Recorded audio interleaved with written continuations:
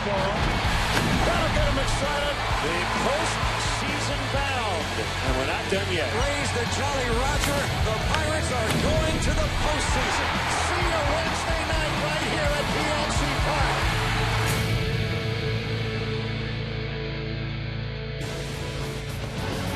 Pirates fans clad in black making their way across the Clemente Bridge toward PNC Park. The third straight year that Pittsburgh has played host to the National League wild card, and they know how to do playoff atmosphere in Pittsburgh. Tonight's 2015 NL wild card coverage on TBS is presented by Hankook Tire. We've got the Chicago Cubs and the Pittsburgh Pirates here on TBS. Good evening, everybody, and welcome. I'm Ernie Johnson. For the first time, the best three records in baseball all came out of the same division, the National League Central. The Cardinals won it with 100. The Pirates were second, the Cubs third with 98 and 97. They're the wild card teams. That's why they are here in Pittsburgh tonight. The winner moves on. Joining me here at PNC Park, the all-star right-hander Ron Darling, baseball's Iron Man, Cal Ripken Jr. Cal, let's start with you. You could make a case for either of these teams to go all the way. You really could. They're that good. The unfortunate truth of the wild card is it all ends for one of them tonight. Yeah, these are two great teams with overall great pitching. But when I look at the Cubs, I see a young and energetic team. One that's starting three rookies in the ball game today. So they hit the long ball, they walk a lot, and they strike out a lot. Now the Pirates, I see an extremely athletic team. Now especially you look at the outfield right here. This might be the best all-around outfield in all of baseball. They have a balanced hitting attack, and they have a killer bullpen. Now defensively, both of them make errors. And it might be, and they made tons of errors during the regular season, it might be the error that's going to be the difference in this ball game. You don't have to be a pitcher to appreciate a good pitcher's duel, but this pitcher certainly does, and we got a great one tonight, Ronnie. Well, you really do. You got a heavyweight fight when you think about it. If you're the Chicago Cubs, you got to love where you sit. Jake Arrieta has been the best pitcher on the planet in the second half. ERA .75. He's got a no-hitter. He's got 22 wins. He's one of the front runners for the Cy Young, but not so fast. The Pittsburgh Pirates got a 25-year-old that threw more pitches over 95 miles an hour than any pitcher in baseball. He's got 19 wins, and when his manager was asked, do you like Garrett Cole in this game? He goes, I love my pitcher, and he was made to pitch in these big games. 2 years ago in this ballpark wild card game, the Pirates beat the Reds. Last year, the Giants shut out the Pirates. This year, it's the Pirates and the Cubs. St. Louis Cardinals waiting for the winner. The first pitch, right around the bend, here on TBS.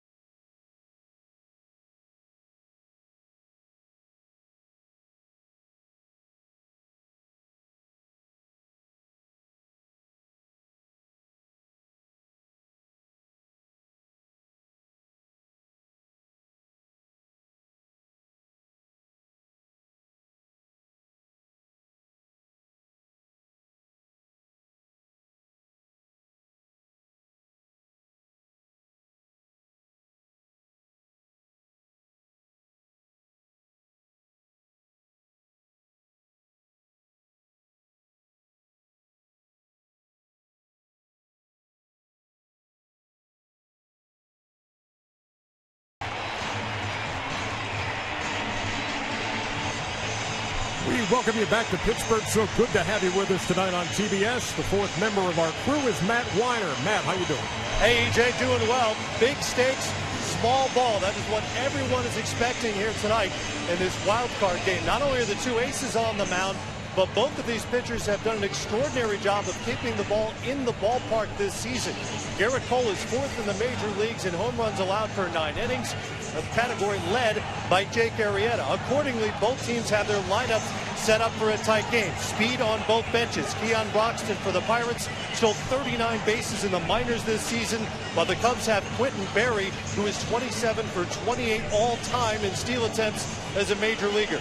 And guys, Cal addressed the Pirate defense this season. Yesterday, Clint Hurdle spent a good part of the workout drilling his team on defense. Cutoff throws, bunt plays, rundowns, you name it. It's the kind of stuff we're more accustomed to seeing in February than October. All right, Matt, thank you very much. Tonight's batting order is presented by Hankook Tire. The Chicago Cubs making their first playoff appearance since 2008. Dexter Fowler leads it off. The rookie Kyle Schwarber hits second. The likely rookie of the year in the National League, Chris Bryant, hitting third, then Anthony Rizzo in the cleanup spot. Tommy La Stella gets the start at third base. Then it's Starlin Castro, Miguel Montero behind the plate, another rookie, Addison Russell at short, and Jake Arrieta on the mound. Well, you got to stay alive when you're facing Garrett Cole. 10 hit batters this season, but just remember, this Pittsburgh team that started off the year 18-22, then responded with great baseball. While they were struggling, Garrett Cole went 14-4 to keep their head above water. Garrett Cole ready to go. Dexter Fowler stepping in. You see the 32 starts for Cole, a record of 19-8. And he was hot in September. In his last 5 starts, he went 4-0. All 4 of those wins were against playoff teams. He beat the Cardinals twice. He beat the Dodgers. And he beat the Chicago Cubs.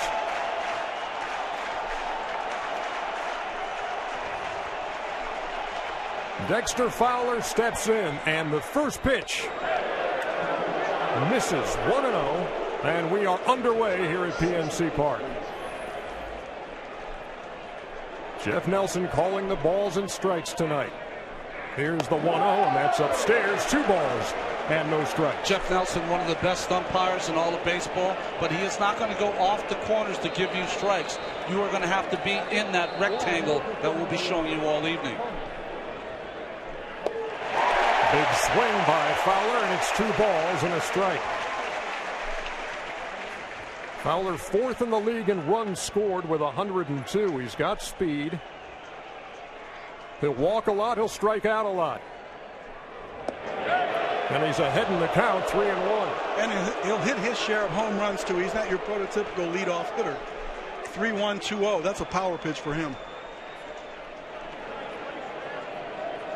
The 3-1.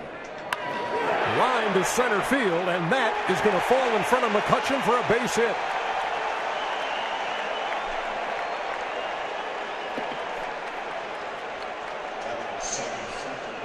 The one difference you sometimes get with young pitchers in big games is that Garrett Cole can throw the ball over 95, up to 100 miles an hour. Early in a game, he's thrown it as hard as he ever will. Sometimes you throw too many fastballs, and they're on the 5th one, a base hit. Yeah, I was going to ask you, when they're up in the zone, is that just adrenaline and maybe trying too hard? Just have your arm just feels so alive. Fowler back on his belly. He stole 20 out of 27 this year.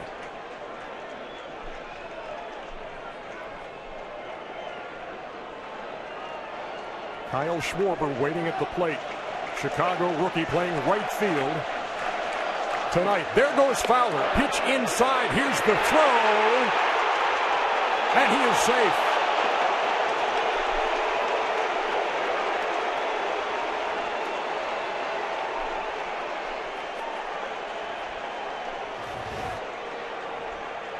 He gets a pretty good jump right here. And Cervelli makes a nice throw right on the bag, but just gets in there. Well, the ball will come out of his glove. What I find interesting is that Harrison was playing third base, and because of the shift, has to play on that side of second base. He's the one taking the throw. the unusual throw. That pitch to Schwarber upstairs. 2 balls and no strikes. Schwarber played in 69 games. He homered it 16 times in his first 52 big league games. First player in Cubs history to do that, but didn't homer in his last 17 games. Came up empty there. 2 balls and a strike. Garrett Cole talked about plan B. He and Cervelli, sometimes you have to go to plan B right away. 2-0 breaking ball from Cole right there.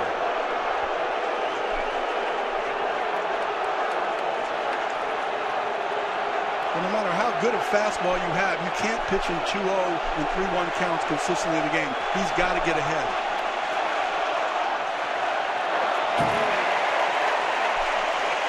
Two and two. Schwarber's a big kid. 235 pounds. Calling the Hulk. He was a linebacker in high school and played baseball at Indiana for 3 seasons. He can hit the ball at country mile. Fowler with a lead at second. Here comes the 2-2. Slapped into left. Near the line. That's going to fall for a hit. Fowler's going to score easily. Schwarber a wide turn. Returns to first. Ball got away, but Schwarber will stay at first with an RBI single here in the first off of Garrett Cole.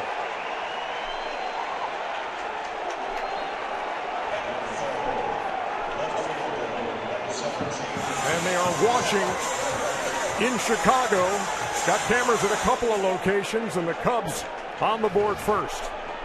Now, many teams would ask the second hitter to pull this ball and try to get the guy over with a productive out, but not the Chicago Cubs. He's got power to all fields, and they let him swing away and drive the run in down the left field line. Here's Chris Bryant. He takes inside 1-0. Bryant with eye-popping numbers among rookies in the National League this year.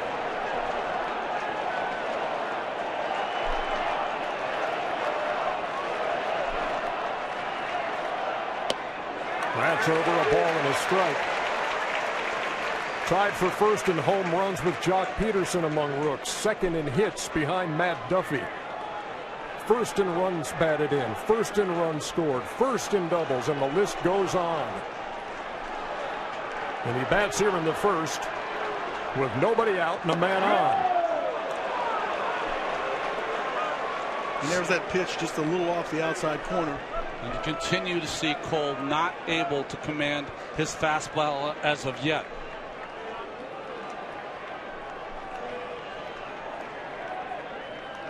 The 2-1. On the ground to third. Harrison to second for one. The first double play.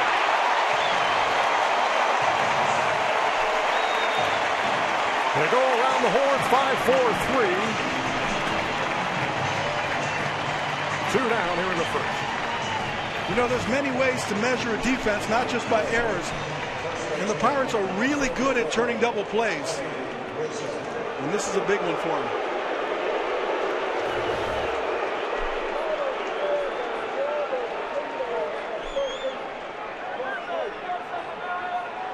Got to watch out. First pitch to Anthony Rizzo. Always ready for that fastball. And he fouls that first pitch away, 0-1.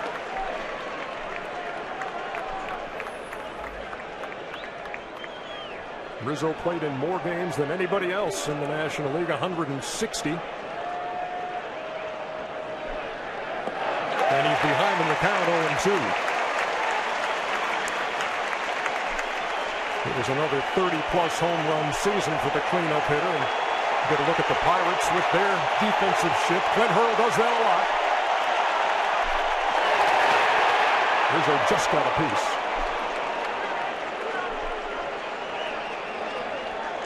The best pitches that Cole's thrown here in this inning is this breaking ball, and he just threw a really nice changeup. Fastball has been a little up in the strike zone. And this one's intentionally up in the strike zone. The 0-2 is blooped near the line, and it's going to be fouled.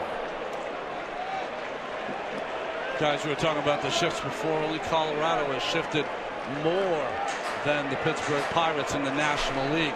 The Cubs, 1/3 of what the Pirates shift.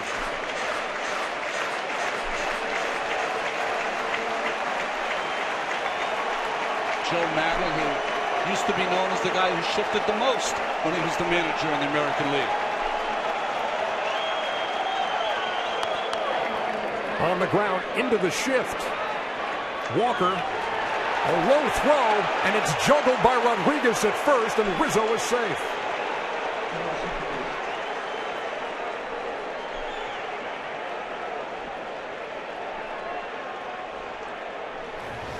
And this is one of the dangers of playing really deep in the shift. That makes that throw a long throw. Short hopped him, just couldn't handle it. And you know, it's interesting because Sean Rodriguez is a middle infielder by trade. When he went to get that throw and scoop it, most first basemen who play out there all the time scoop it with one hand with the big glove. He tried to two-hand it almost into his cradle. That's a really good point. Sometimes it's on the read of the ball where it's going to bounce, but you can reach out a little bit further with one hand. Here's Tommy La Stella getting the start at third base tonight for Chicago, and he takes a strike. Rodriguez, by the way, at first base. Pedro Alvarez, who plays there a lot, not in the starting lineup tonight, despite the fact that he can hit the long ball, but struggles with the glove.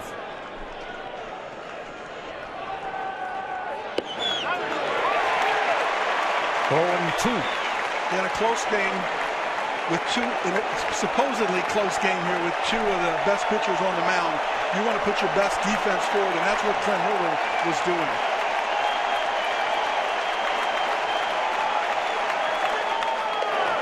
Strike 3 card. La Stella caught looking, but the Cubs get on the board. Jake Arrieta takes the stage in Pittsburgh.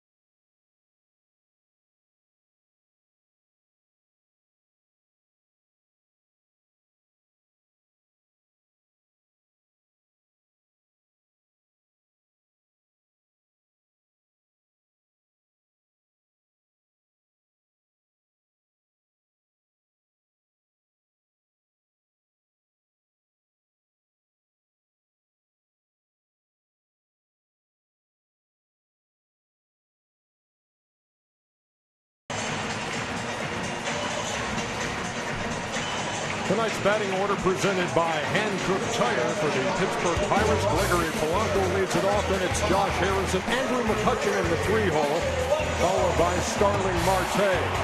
Francisco Cervelli does the catching and hits fifth, and it's Neil Walker, Jordy Mercer, Sean Rodriguez, and Garrett Cole on the mound against Jake Arrieta. Garrett Cole had given up 18 first-inning runs in the regular season, one tonight.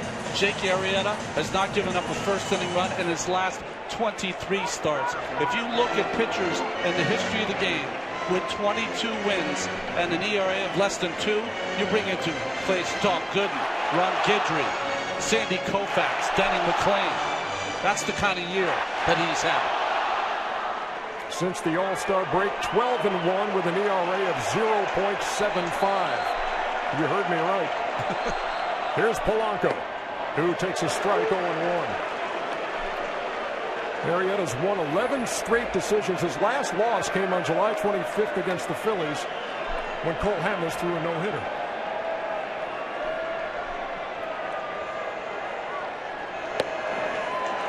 One to the inside, count even, a ball and a strike. Pitchers will be accused occasionally of being the non-athlete that's on the field. Both Arrieta and Cole are outstanding athletes.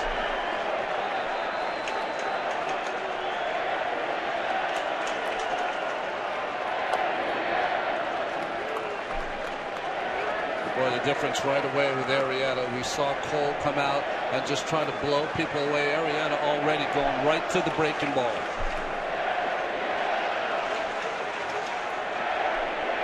Listen to that crowd. This worked against Johnny Cueto 2 years ago.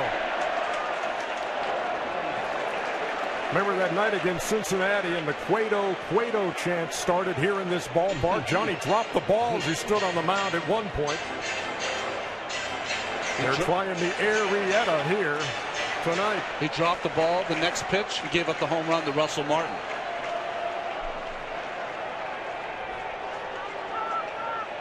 The 1-2. Strike 3 call.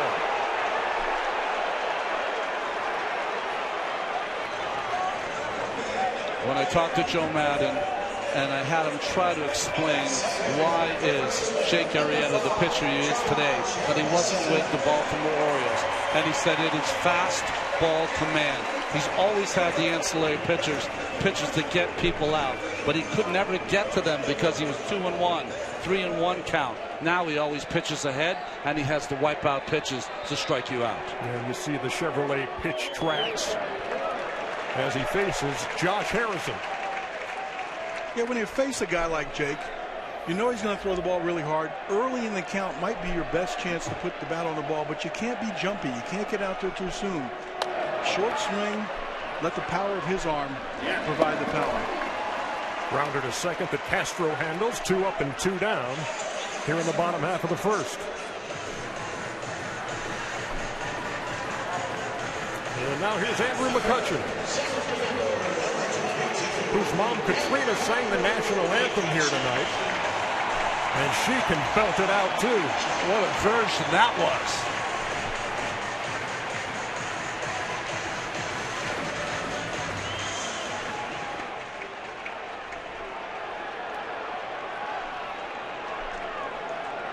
Arrieta into the line, and there's a strike 0-1.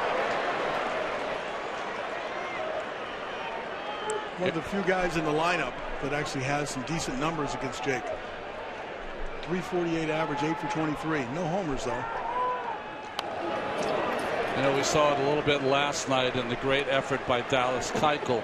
But Jake Arrieta the same. When you watch his windup, concentrate on his glove and his hand. His hand will come out of his glove for a second and almost pat his glove before he proceeds to throw the ball to the plate. Almost like it generates a little movement before he lets that ball go. You bring up that game last night too, Ron, and we should point out in the history of the wild card, now the road teams are 5-2.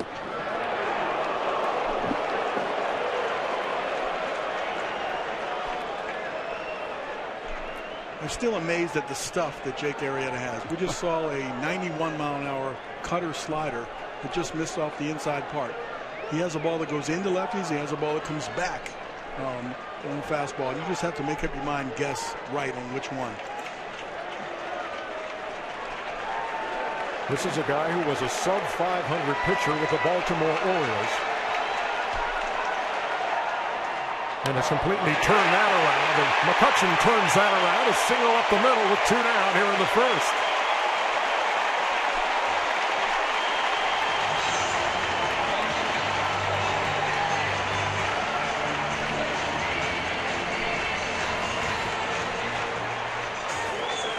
This nice breaking ball came after a slider, so you'd think he'd get fooled on the speed of the pitch. And McCutchen has a nice approach, very quiet.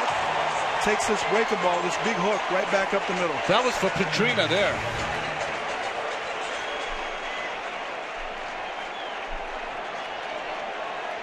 So with 2 down, McCutchen at first. Here's the cleanup hitter, Starling Marte.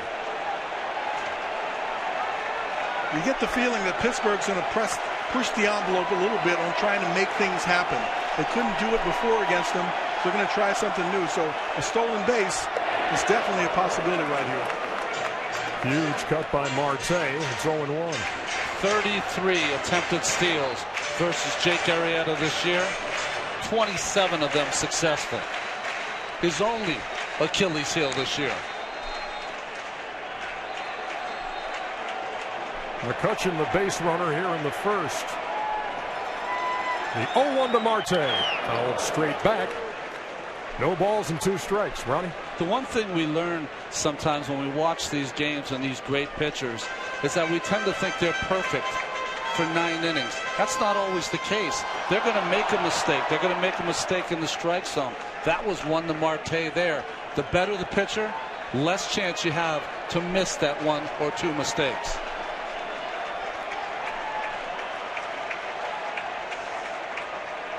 Arrieta to the plate. And Marte swings right through it. Second strikeout of the inning. And we have played 1 in the wild card game. Cubs lead it 1-0.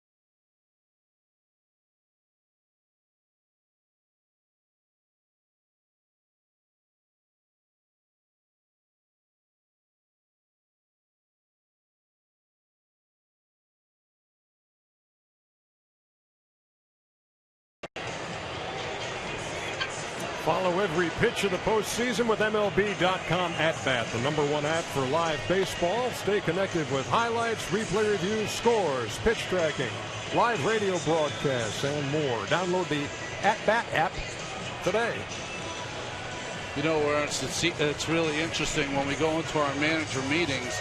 Both Clint Turtle and Joe Madden didn't want to give us a lot, tip us off to anything that was going to happen. It might be because they didn't want an unfair advantage. I think it's because they don't really like us.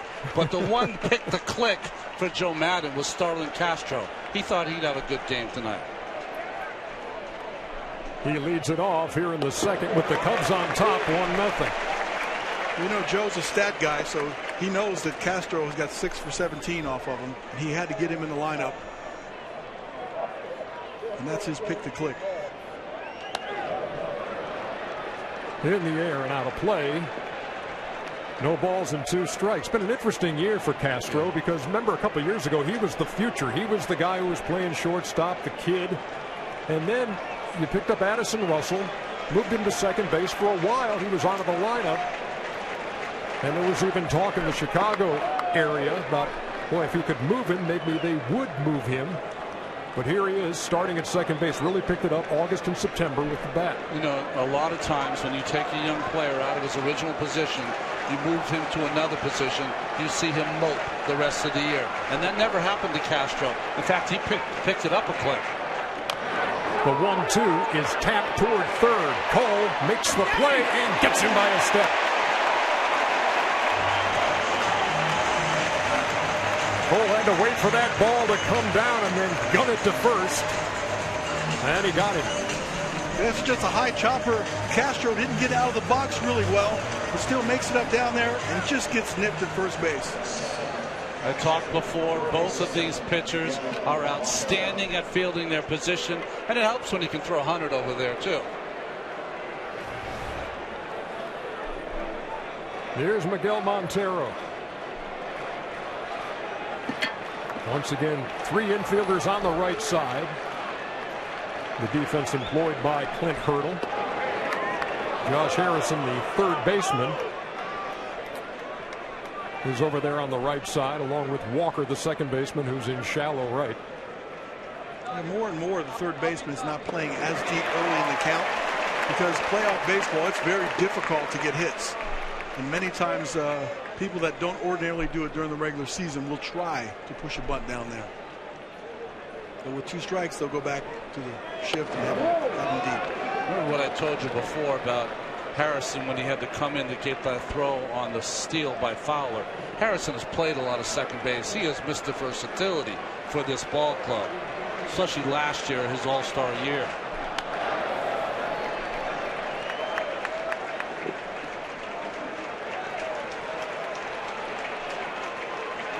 Montero's been an all-star a couple of times with Arizona.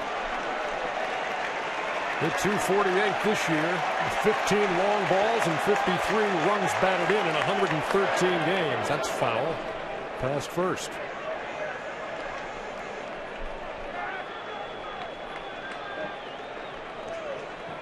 They've got Montero as a catcher. David Ross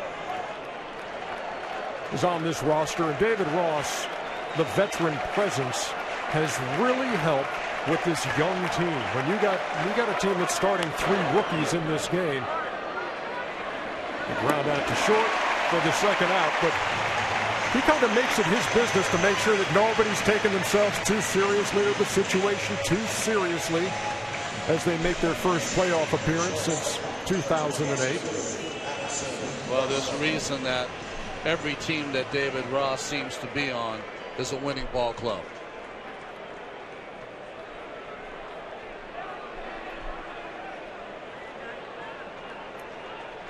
Two down now for Addison Russell. 21 years old with a load of talent. Fouls it back 0-1. So young, so athletic, almost balletic, and just learning how to hit. That's in the air to left center field. McCutchen says, I got this, and he does. And that is a 1-2-3 inning for Garrett Cole. Middle of the second at PNC. We'll be back.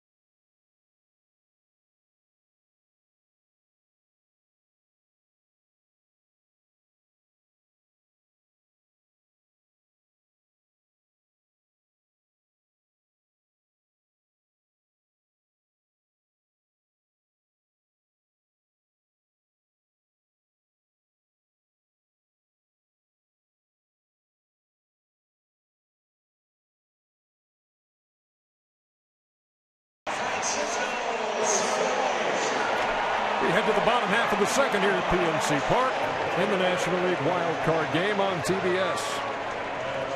Clint Hurdle and his Pittsburgh Pirates hosting this game for the third straight year. They're 1-1, having beaten the Reds 2 years ago and then felt the business end of Madison Bumgarner last year in an 8-0 loss. Just a sign of what was to come in the postseason for Mad Bum. Francisco Cervelli leading it off here in the bottom half of the second against Jake Arrieta. And quickly ahead, no balls and 2 strikes. Clint Hurdle was asked about Madison Bumgarner's postseason. He said, "I am so happy that all those other teams got to experience what we did."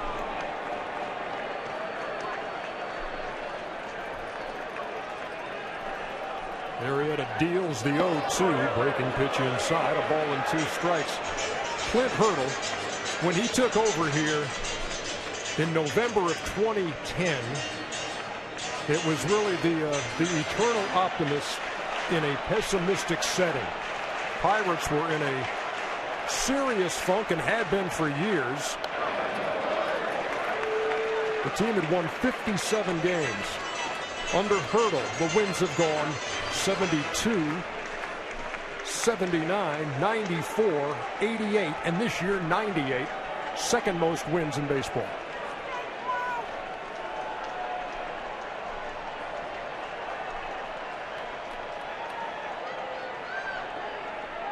Time is called as Arrieta was into his line.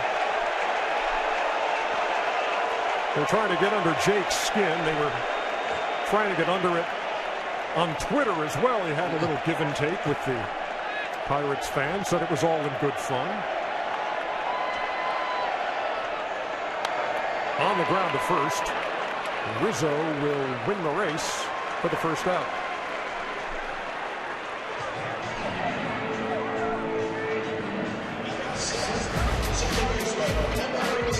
So be ready for the sea of black. And Jake Arrieta responding, whatever helps keep your hope alive, just know it doesn't matter. Now that's some confidence. Had a chance to talk to Chris Bosio, the Cubs pitching coach, yesterday. Just about what he sees with Jake Arrieta. He just described him as just this. His confidence is through the roof. You don't see Jake a lot like yelling into his glove or anything or see any emotions, but he said he has an inner fire that very few pitchers have. It's interesting, his mechanics. He almost starts out like he's from the stretch and just adds that into his motion. But we could give you stats all night about this guy's year. 87 innings pitched against the rest of the teams that are in the postseason. He has not given up one home run to those teams. He fooled Neil Walker with that, and it's 0-2. Folks at home, that just does not happen. He's got a lot of those numbers this year that you just shake your head and wonder if they can be true.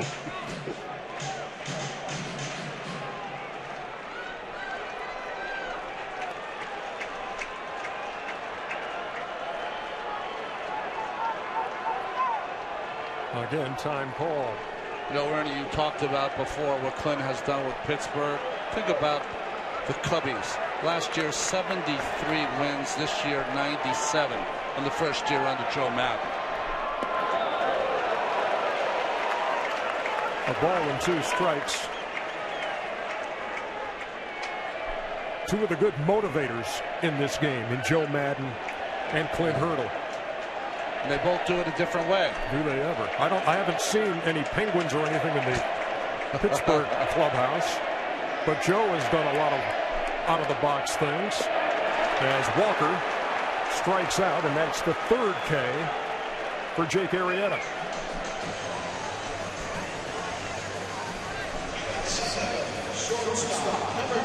All 3 of those ball clubs have reached the postseason.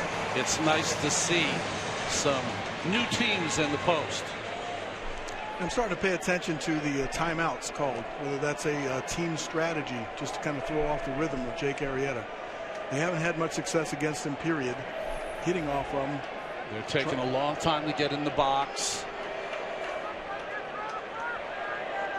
It seems like that's a consistent strategy. It might just delay the inevitable. Jordy Mercer, the shortstop, takes a strike 0-1.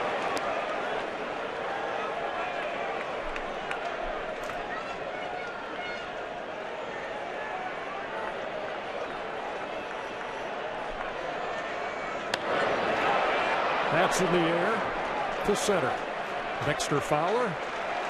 And that is a 1-2-3 inning for Jake Arrieta. 2 innings in the books in the NL Wild Card on TBS.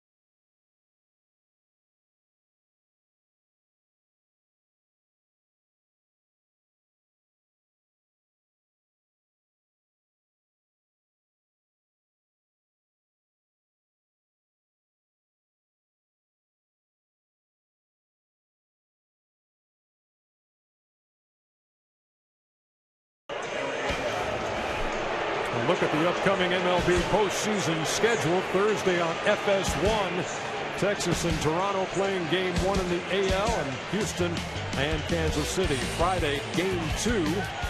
MLB Network has the Texas-Toronto game, and FS1 has got the Astros and Royals. And on TBS Friday, Game 1 of the NLDS. The winner of this game taking on the Cardinals in St. Louis, and then we'll be in Los Angeles for the Mets and the Dodgers. Coverage begins at 6 o'clock Eastern with MLB postseason pregame on TBS, presented by Chrysler. Jake Arrieta leading it off here in the third, and quickly falls behind 0-2. Jake's a pretty good hitter, gone deep a couple of times this year, but he goes down swinging on 3 pitches to lead off the third.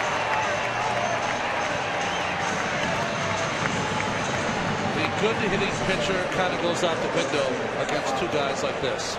It really does.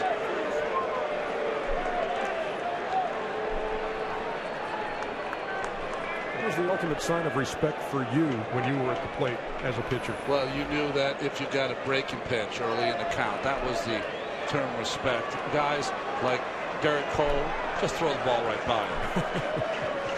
Back to the top of the order now in Dexter Fowler. So what if you'd have got a 2-0 changeup? What would that have said to you? That I would have said that this guy doesn't really belong in the major leagues. And Fowler had to spin out of the way of that. He led off the game with a single. Stole second and scored on Schwarber's RBI single the other way. So we've heard so much talk in the days leading up to this game about the need to get on the board first. And that's exactly what the Cubs did in their first crack at it. Tonight Chevrolet pitch tracks. You see the Arsenal. And you see this ball hit to right, and it's going to fall for a hit. Dexter Fowler is 2 for 2.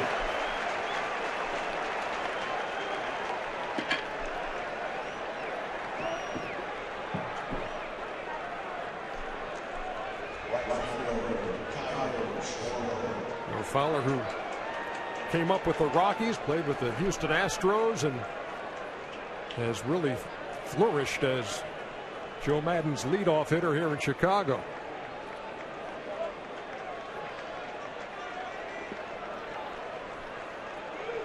Cole looking in at Schwarber, who knocked in the game's only run.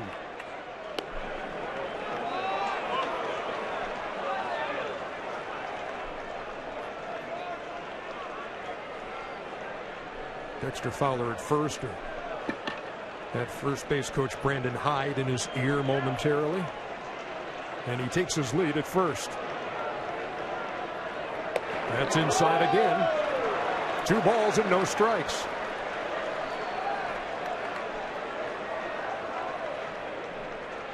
Both of these starters have seen the other team several times. 4 starts for Cole. He's 2-1. With a fine ERA of 2.13, but then you consider what Arrieta's done against the Pirates with an 0.75 ERA in 5 starts. Well, we've given so many great numbers about Arrieta. What we can't forget about is when he was the same age as Cole, 25. That's when his struggles were. Garrett Cole has had no struggles since he's come to the major leagues, other than a few injuries last year that made him miss a few starts. 2-1. There's a drive to deep right. That ball is crushed. Look out in the Allegheny.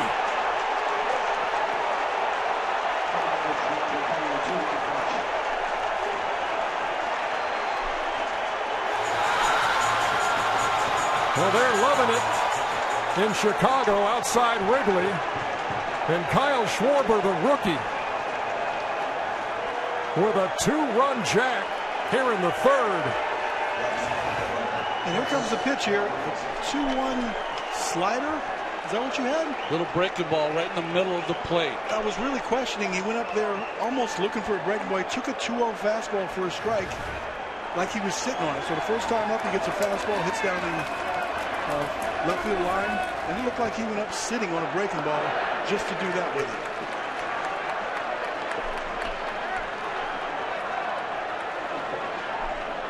So it's a 3-0 game on the strength of Schwarber's RBI single in the 1st and a 2-run bomb here in the 3rd. Are you sure Schwarber's not a Penn State linebacker on the weekends? I mean, what a body and what's the power. Fowler knew right away.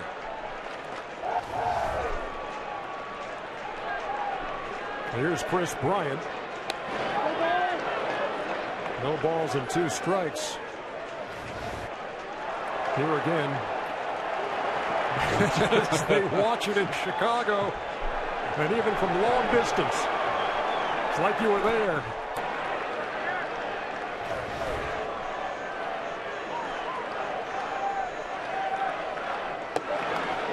Nibbled at the corner and missed. A ball and 2 strikes. Talked about Schwarber having hit those 16 home runs in about 52 games, and then no homers in his next 17. But here in his first postseason taste, he goes deep. That was up and in on Chris Bryant. I was trying to read Kyle's lips over there because the hitter likes to talk about it. He said, yeah, it was a breaking ball. And it looked like he said I was sitting on it. Because a hitter likes to talk about it. Full count, 3-2. What impresses you most about the guy at the plate right now, Cal? Likely rookie of the year in the NL. I mean, just how composed he is when he gets up here. It seemed like nothing seemed to affect him.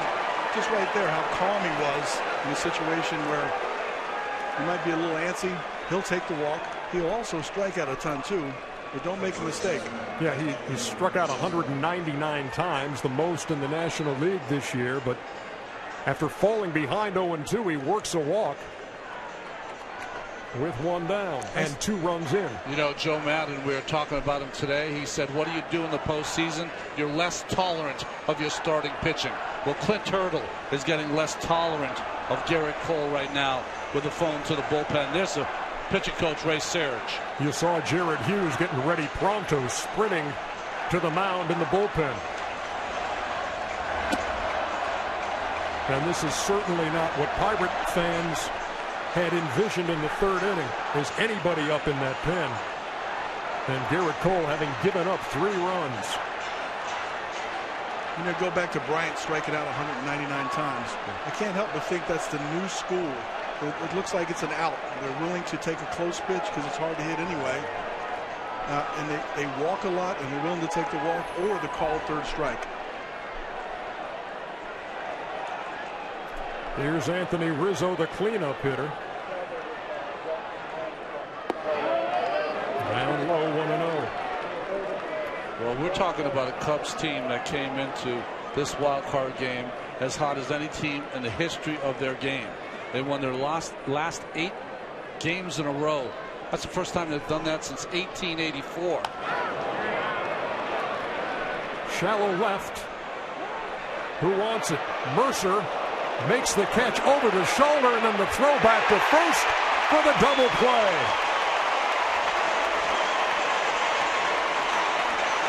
Tough play for Mercer. And then Bryant caught off the bag at first. But the Cubbies do some damage. 2-run shot by Schwarber. 3-zip.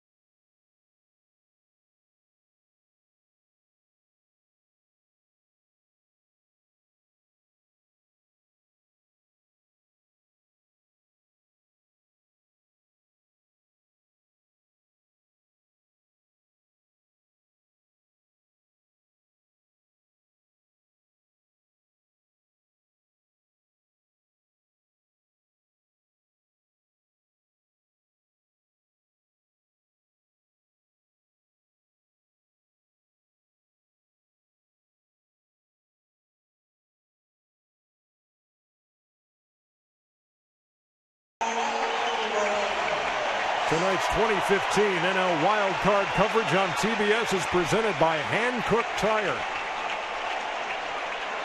Well, it was a defensive move by Clint Hurdle that had Sean Rodriguez in the starting lineup at first base because Pedro Alvarez has made 23 errors over there. But now you're down 3-0. Clint Hurdle saying, heck with defense, we need some offense.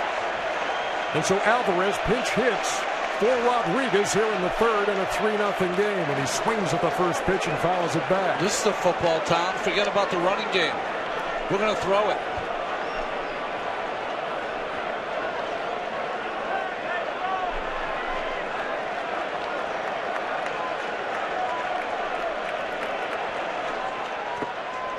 Alvarez with 27 home runs, 77 runs batted in. Most of those home runs have been solos. A couple of years ago, he hit 36 home runs to tie for the league lead with Paul Goldschmidt. It doesn't matter how hard you throw. This young man can catch up to anyone's fastball. It's the breaking ball that gives him the problems. Clint Hurdle has said in the past this guy has the ability to shrink every ballpark.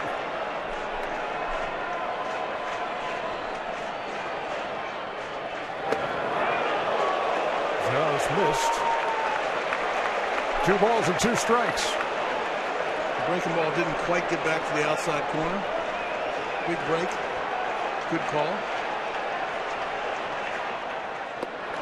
And Alvarez goes down swinging for out number 1 as Montero throws the ball into left field as they go around the horn.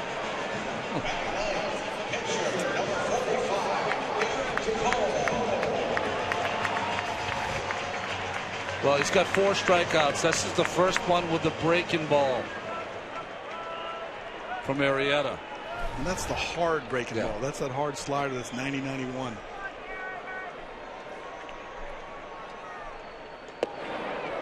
Now he faces Garrett Cole. Garrett's one of those guys who has said he does not want the designated hitter to ever come to the National League. He loves to hit. He's got 9 hits this year, 150 with a couple of runs batted in.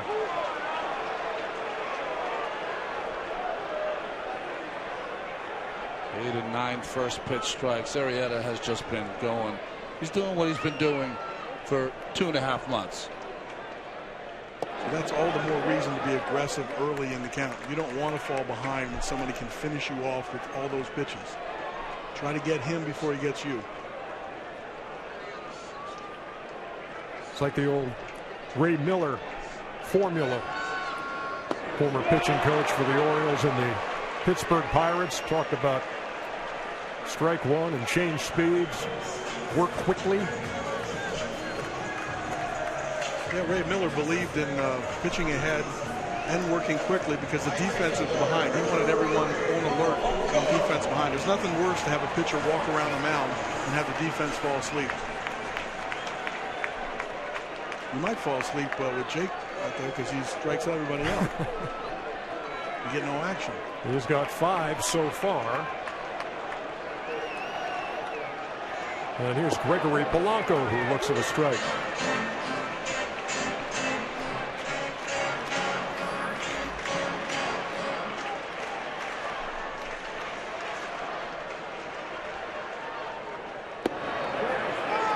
Boy, he's just pounding the zone, isn't he?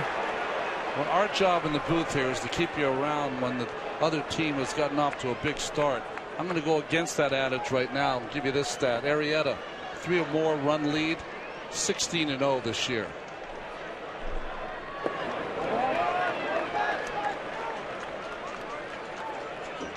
Well, if you were to picture, or if you were going to ask a Cub fan or ask a Cub player, okay, what do you really want to see tonight? It would be, let's get to Cole early. Let's get a lead for Jake Arrieta. Knowing full well that when the lead is 3 like it is right now, he's been virtually untouchable. And there is strikeout number 6 through 3 innings.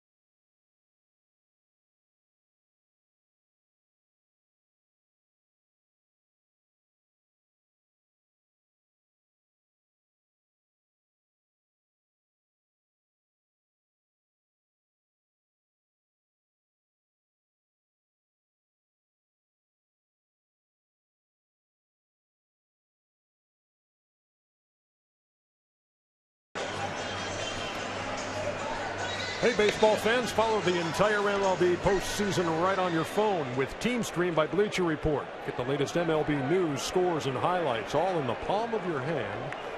Download Team Stream on the App Store or Google Play today. Top half of the fourth inning. Tommy La Stella. Looks like he got low bridged on that. It's a strike called. Well, it's right at the top of the strike zone, so the high strike has been called tonight, not the in or the away. Tapped foul wide of first. And Garrett Cole ahead, no balls and 2 strikes.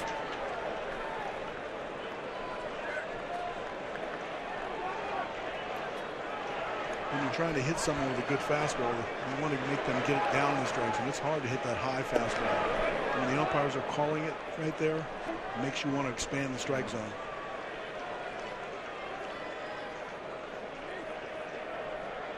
La Stella getting the start at third base tonight here in the wild card game. And he taps that one to first. Alvarez in the game now makes the play unassisted for the first out. Moments ago, we spoke with Pirates manager Clint Hurdle. Clint, what can you tell me about Garrett Cole through 3 innings? Well, he just got a couple balls in some bad spots. You know, down early. No sense about the defense at first base now. Run Alvarez in there. He's going to get a few more at-bats, try and claw, scratch our way back in. Well, you guys have done that all season long, Clint. You got to be hopeful that you guys can do what you've been doing all year. Well, there's no doubt. I mean, you just got to keep battling. You got to keep competing in the box. We're facing a tough pitcher, but we got to go up there with a mindset that we're going to claw, scratch, and out-compete him in the batter's box. Thank you, Clint. You're welcome. Thanks, Clint.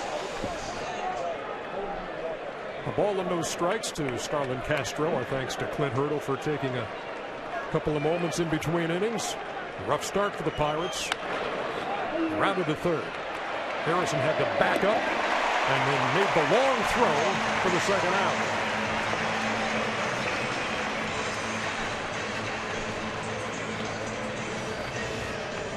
It's a nice play by Harrison at third. He's got a top spin. He has to back up to get the big hop. He shows off a strong arm, accurate arm to first base. Nice play.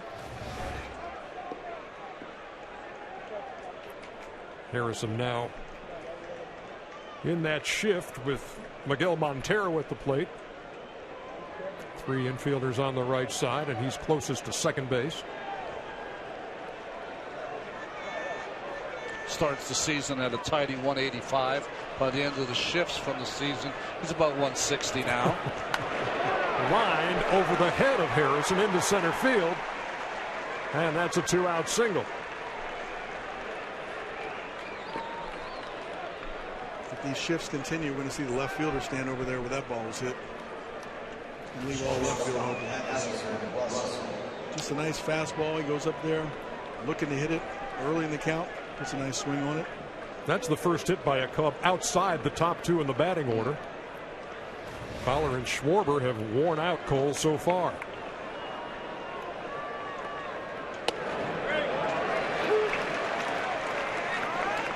Addison Russell takes a strike. He flied out to center his first time. Once again, it's Jared Hughes who will loosen up in the Pirates bullpen. Well, in his short stay so far, came up in April, did Addison Russell. Hits the ball to right very well if you pitch him away.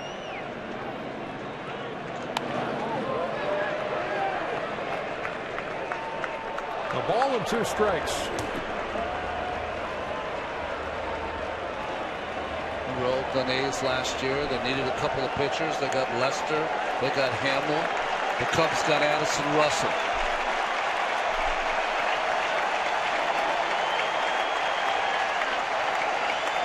The 1-2. And Cole struck him out to end the fourth. It remains 3-0 Cubs.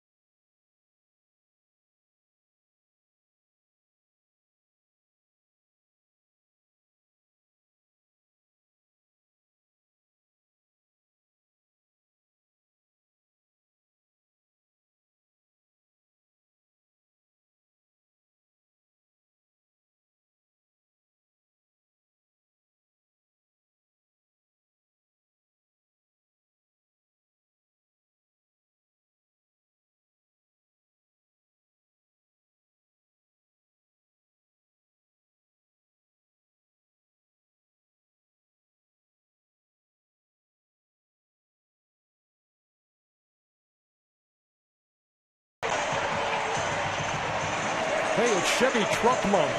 Time to make a strong decision like choosing a Chevy Silverado. Chevrolet is proud to be the official vehicle of Major League Baseball. We move to the bottom half of the fourth inning here in Pittsburgh.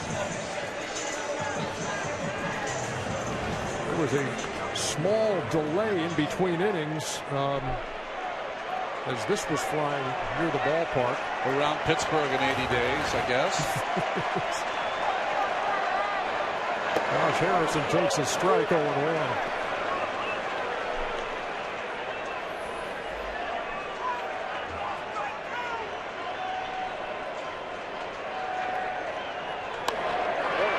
Loop to right.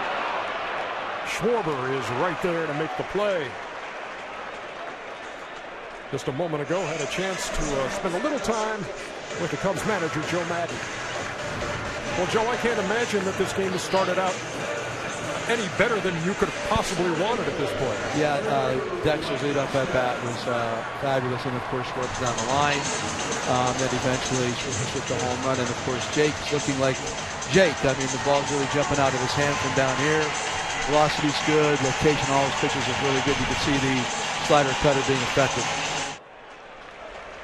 Andrew McCutchen, who has the only Pittsburgh hit, a 2-out first inning single, stands in against Arrieta.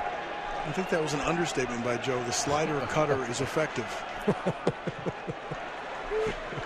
You want to be aggressive as a hitter. You want to go up because you know he's getting ahead, but he's making pitches right on the edge. He's mixing his breaking ball in. He's just making it really difficult.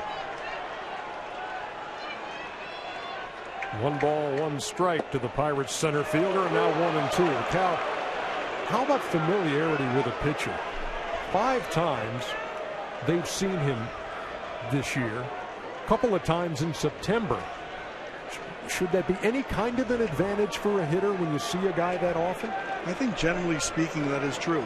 The more you see what the breaking ball does, what the fastball does, what he likes to do to you personally, then you can get a better game plan. But when your pitcher is this hot, I don't think it matters. Yeah, I mean, if you're into video, if you're into sabermetrics, analytics, whatever you're into, when you have a pitcher as hot as this guy, the printer stops working, the video goes kerplunk, nothing starts to work because it's all giving you the same answer, and that is almost so difficult to hit against Jake right now. There you see his season numbers against the Pirates. And I'll tell you this, you know, you talked about Kyle Schwarber playing right field for just the 3rd time this season. And Joe Maddon, before the game, he asked him, how do you feel? What was your impression of seeing him out there in the last week of the regular season? He says, very comfortable. He certainly did on that last ball that was hit on the button by McCutchen.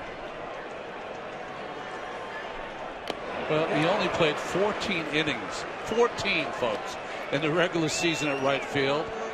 Chris Bryant has played all over the diamond. He's in left field. So the Cubs have made a decision to play guys in different places. Joe has always loved versatility, even by his young players. Reaches out wide of first, and Marte is out by a step. Chicago Cubs through 4, shutting out the Bucks.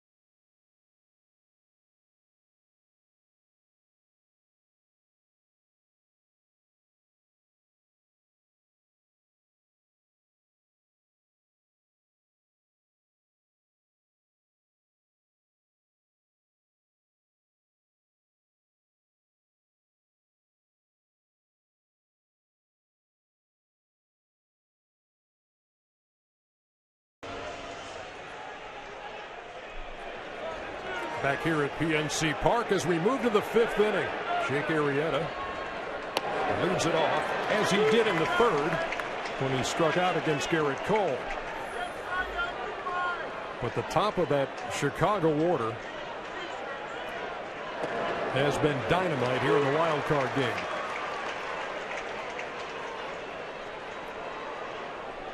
Four of the Cubs' 5 hits have come out of the 1 and 2 spots, including a 2-run homer by Kyle Schwarber. And Dexter Fowler, the leadoff hitter, is on deck. You heard Joe Madden talk about the importance of that. Getting this game started with a base hit off Garrett Cole. One down as Arrieta strolls back to the dugout. Follow every pitch of the postseason with MLB.com At Bat, the #1 app for live baseball. Stay connected with highlights, replay reviews, scores, pitch tracking, live radio broadcasts, and more. Download the At Bat app today. Here is Dexter Fowler, 2 out of 2. And this is grounded foul up toward first.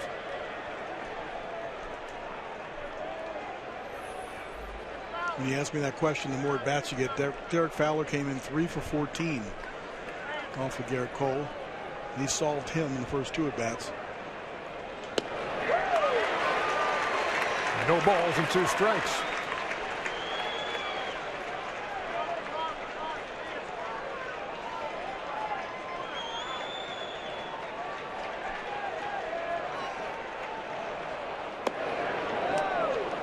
Garrett Cole trying to do his part. Just hope it isn't too little too late. Stay in this game, keep the score the same way. I saw his look in the dugout after the first inning, and I was thinking to myself, does he feel he has to put a 0 up on the board against Arrieta? Because that's when you start pitching against the other pitcher. Yes. You're normally pitching against the other team's hitters. But when you know that you can't give up anything, like in this case, it looked like he was a little frustrated for that reason. The 2-2 in the air, deep right, back toward that wall, and Fowler has gone deep.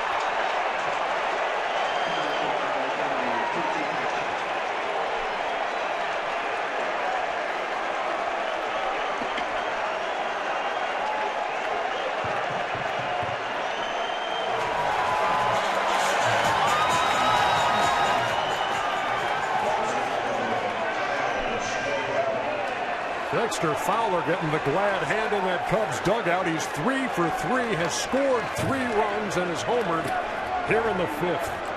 He and Schwarber are 5 for 5, 2 home runs, 3 runs scored, 2 doubles. I mean, a stolen base, sorry.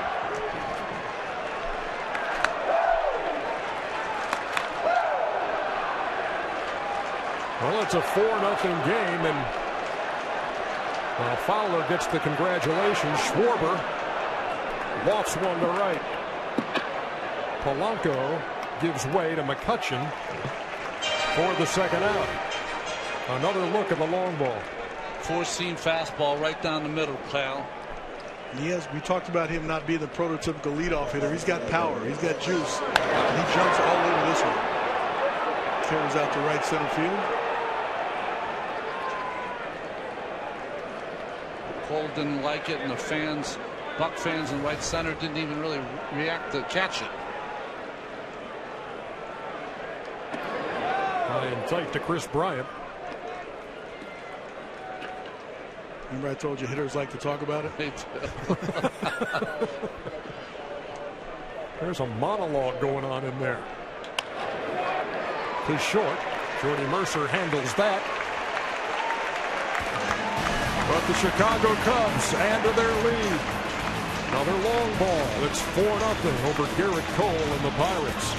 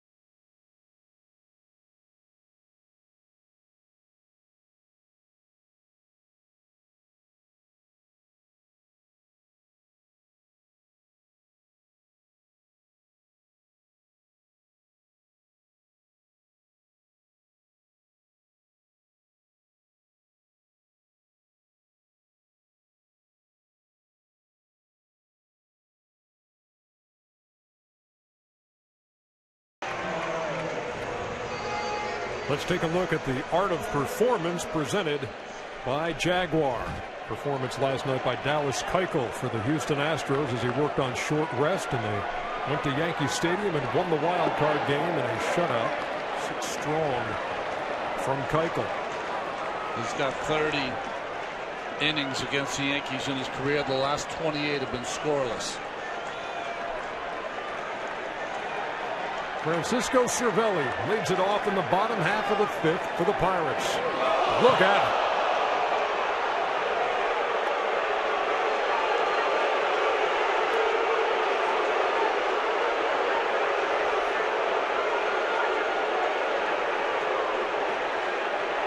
Everyone aghast here at PNC Park. Cervelli has been one of those players that has had a rough go of it behind the plate. Now a ball thrown right under his chin.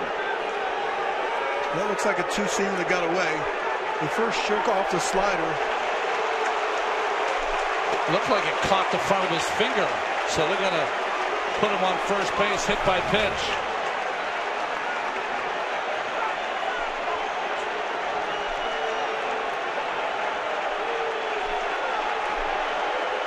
Joe Madden, Dave Martinez trying to figure out if they want to take a look at that. Did it actually hit him?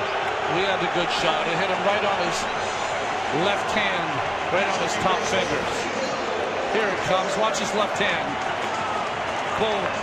Left or right hand, Ronnie? I think left. His hand came off the bat a little with his left hand and just caught it enough.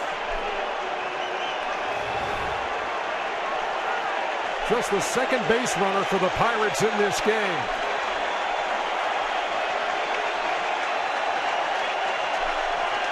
And here's Neil Walker. Struck out his first time. Shallow left.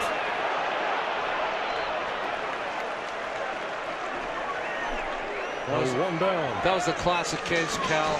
I think Neil Walker was trying to do what you were saying. Just jump on that first fastball.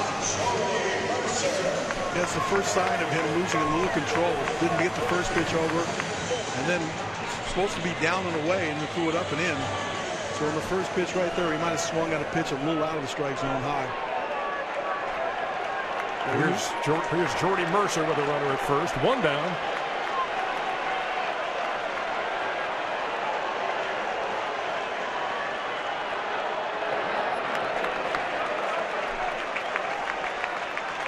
He's missing low, missing high, so really the first sign of any trouble with the command of his fastball. You're probably asking at home, why is he so effective?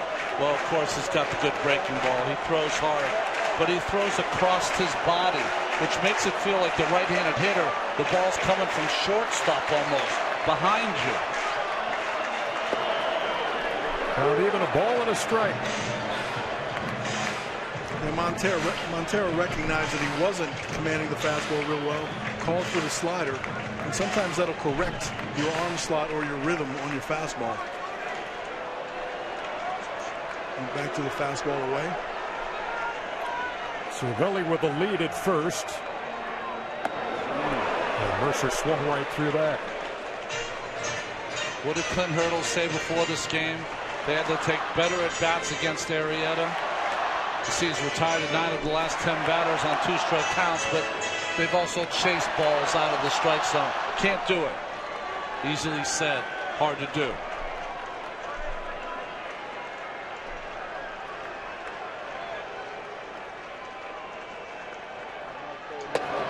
Strike 3 called. 2 down. You know, you say to yourself at home, then why don't more pitchers throw across their body?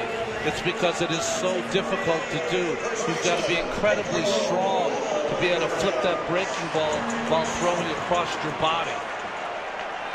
And Arrieta is one of the strongest in all of baseball. 7th strikeout of the night for Arrieta, whose high this season is 12. He's had double digits 4 times. Pedro Alvarez fouls that off. No balls and a strike. Alvarez was not in the starting lineup tonight. Clint Hurdle opting for defense over offense at first base with Sean Rodriguez. But then when they fell behind 3-0, Alvarez pinch hit for Rodriguez. And the Pirates have a pinch hitter for Garrett Cole in the on-deck circle. That's Travis Snyder.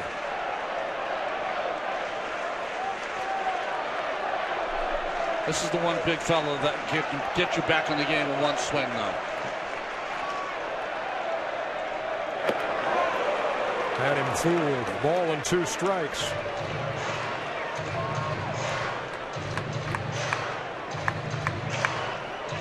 Arrieta struck him out in the 3rd, making him 2 for 18 career with a home run against the Cubs right-hander. Cervelli with a lead at first, got nicked by a pitch to lead off the inning. And that's way upstairs. 2-2.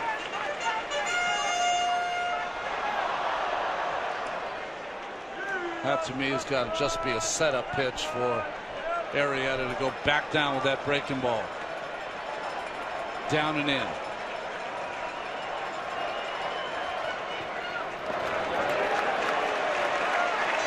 And the count full.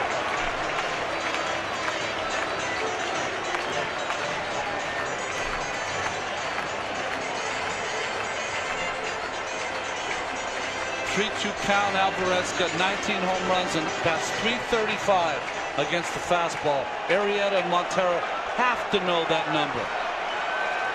What do they counter with? Seems to have better control of the cutter or the slider when he does his fastball this inning.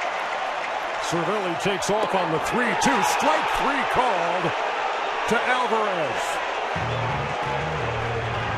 Strikeout number 8 for Jake Arrieta. 5 innings in the books as he's shutting out the Pirates at PNC.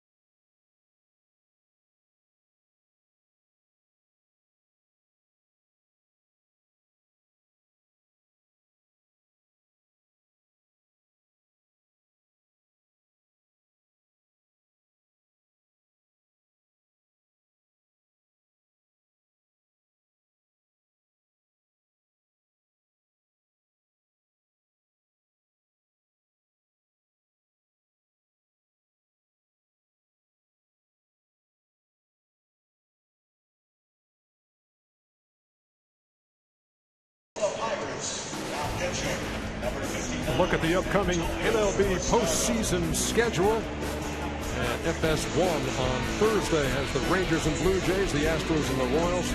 full slate on Friday. MLB Network's got the Rangers and Blue Jays. FS1's got the Astros and Royals. And here on TBS, we got the winner of this game in St. Louis, followed by the Mets and the Dodgers from Chavez Ravine. Garrett Cole's night is done. He was not pinch hit for. They didn't get that far with Travis Snyder waiting on deck, but the night is done after 5 innings, and Antonio Bastardo takes over for Pittsburgh. Well, especially with the 2 lefties coming up, led by Anthony Rizzo. Bastardo this is his 4th appearance in the postseason, also with Philadelphia earlier in his career. He's been one of their better relievers in his last 38 appearances. His ERA just over 2. Appeared in 66 games in the regular season.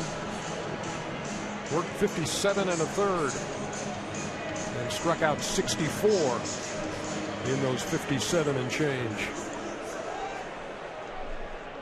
He'll face Anthony Rizzo to lead off the 6th. We are zipping right along here at PNC.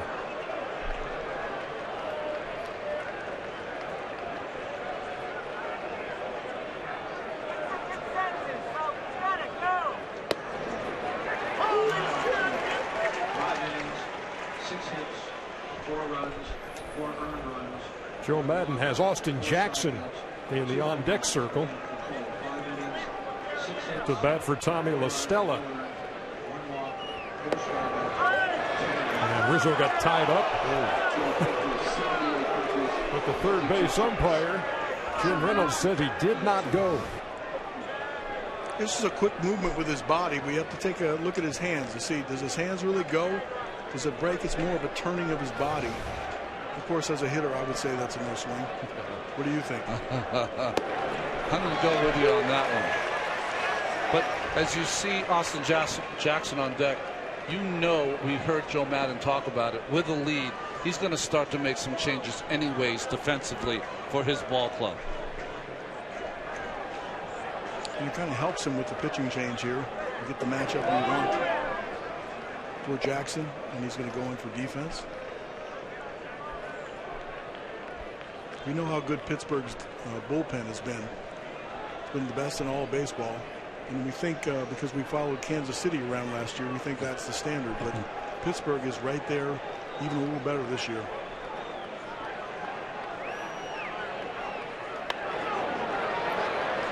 Popped up over there by the Chicago dugout. And almost caught by Alvarez. He was leaning over the railing and couldn't hold on. That was a great effort right there, because you want to get to the rail. You want to anchor yourself over there so you can reach absolutely as far as you can. And he does. It just seems like the ball is a little bit out of his reach.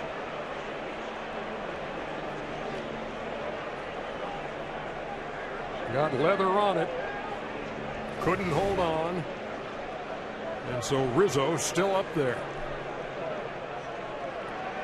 Waiting on a 2-2 from Bastardo. Boy, Rizzo's such a big kid. When he stands in that box, that back foot is right on the back line, but on the inside corner. So his thighs are so big, it's almost looks like they're on the inside corner when you're throwing to him. And you can see with that stance, he's pretty close to that plate, and he's been hit by pitches 30 times this year. That's the most in baseball.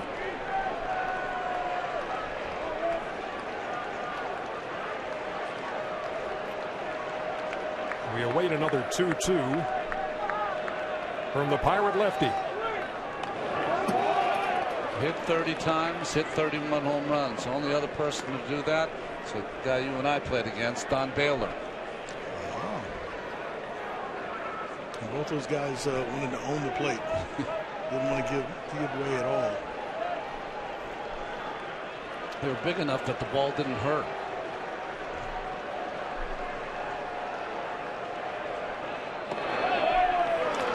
Outside, 3 balls and 2 strikes. Boy, Rizzo's got a good eye for a big slugger. And most of the pitches Cervelli's been calling have been inside, but he's going away. And he looks at a called strike 3. for the first out here in the 6th. Let's take a look at StatCast, powered by Amazon Web Services. If you're wondering about the exit velocity of what we've seen tonight, was at 100, almost 112 for Schwarber, and then Dexter Fowler, shade over 103. I didn't see the bottom line on the Schwarber homer. What was the estimated distance on the Schwarber home run? I didn't see it. I think the water stopped it. 449.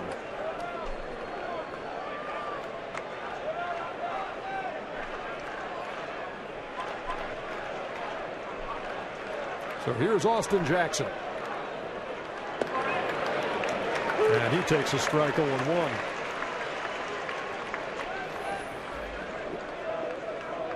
Remember when Austin Jackson came up, the Yankee system, and trade for Curtis Granderson?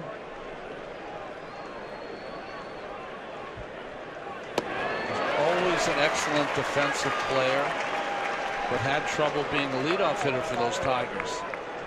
Strikeouts were an issue. He was second in the Rookie of the Year balloting 2010 behind Neftali Feliz of the Rangers. And that was a short AB here in the 6th.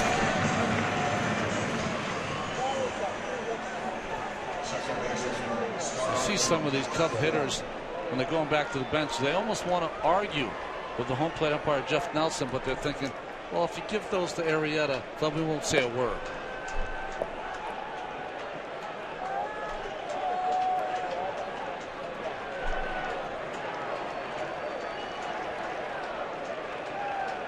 Two down for Castro.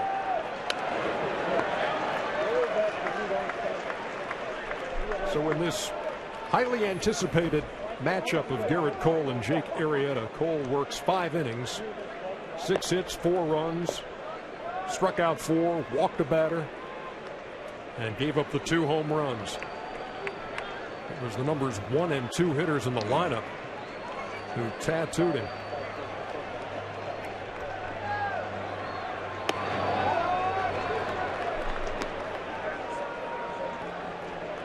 Get into these kind of games where, like you said, Ernie, you're trying to battle to pitch match zeros with Arrieta. Can't feel that way. You're just pitching against the Cubs.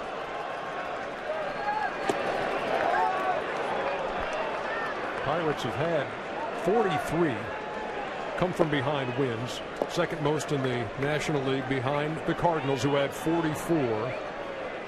But there are come from behind wins, and then there are come from behind wins against Jake Arrieta, which is what they're faced with tonight.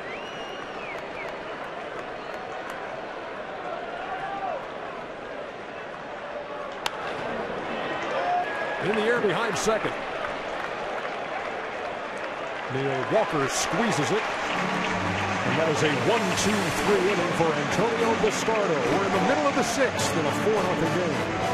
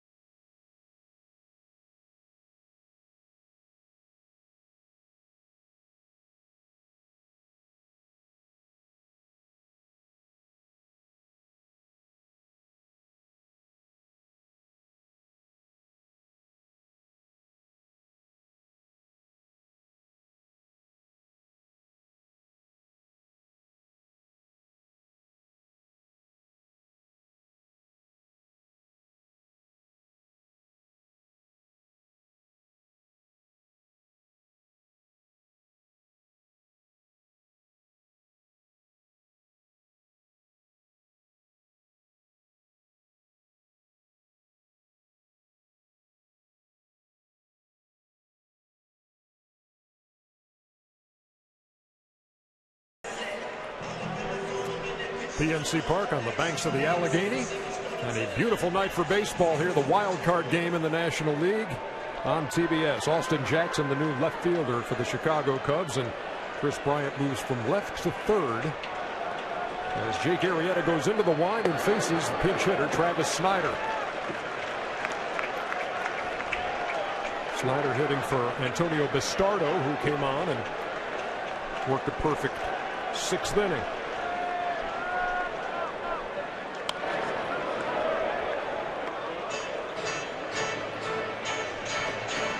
The fastball command, it's almost hard for me to say this, but the fastball command for Arrieta has not been that great the last couple of innings. He's left a lot of balls over the middle of the plate and missing down a lot. It's a sign for the slider. Your cutter. It's got too much spin, I think, to be a cutter. Just a hard slider. He has commanded the slider much better in the last 2 innings than he has.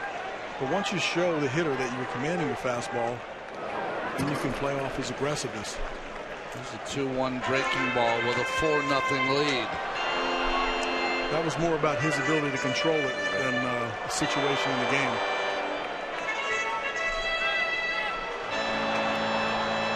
The Pirates have had 2 base runners in this game. Nobody passed first. McCutchen singled in the first. Cervelli hit by a pitch in the 5th. And there is a base hit to lead off the 6th for Travis Snyder.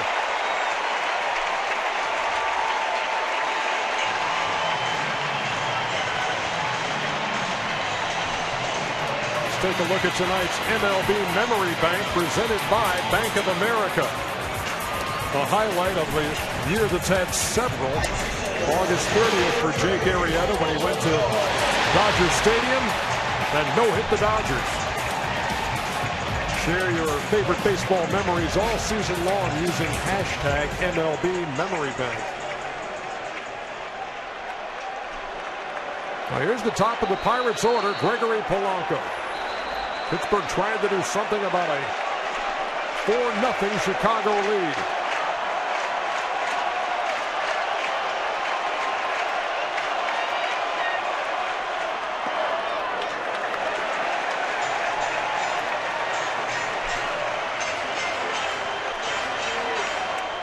Well, this is their young superstar when the beginning of the year really struggled. A lot of times with young players, you send them down to find their way. They left them here to flounder and try to figure it out. He did. Line drive caught by Bryant. What a play. He got leather on it. Couldn't hold it the first time, but then made the play. Well, you move from left field to third base, and all of a sudden a bullet right at you. Yeah, the ball gets on you at third way faster than left field. But he's playing him in. Good reaction. And his size might have helped here a little bit. Yeah, playing in to take away that bunt. He saw a 6-6. He needed all of it. Gregory Polanco that close to putting 2 Pirates on here in the 6th. Snyder remains at first with 1 down. And here's Josh Harrison. Madden makes a defensive change. It pays off right away. That is amazing that you have a type of player that can move around and with confidence that he can play different positions. And it does give full flexibility to the matchups that Joe Madden really loves to play.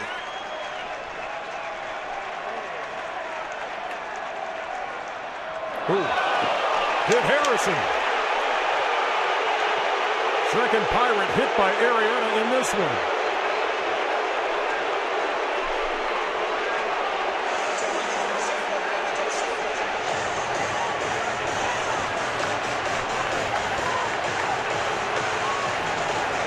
That's another breaking ball that got away from him, Cal. Yeah, just a breaking ball that he got underneath.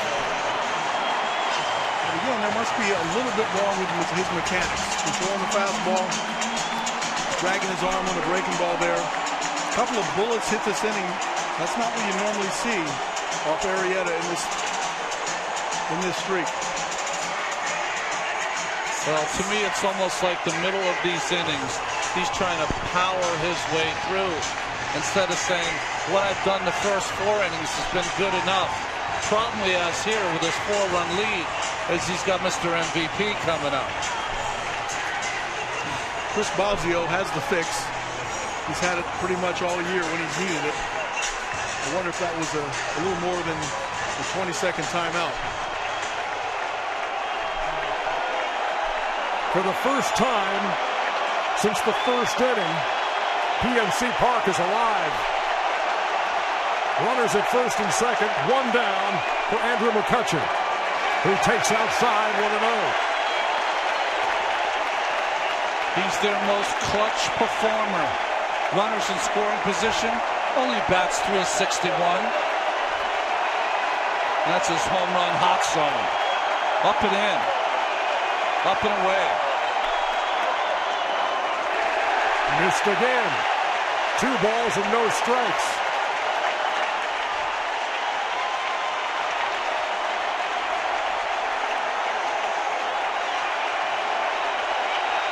First time all night the Pirates have had 2 runners on in the same inning. Trying to make a dent in a 4-0 deficit. To short. Off Russell. All hands are safe.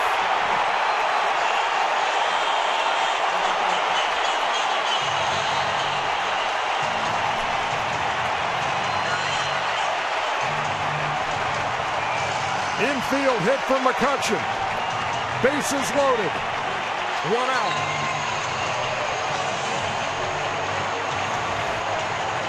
Puts a good swing on it, hits it, handcuffs Russell at shortstop, and there's no play.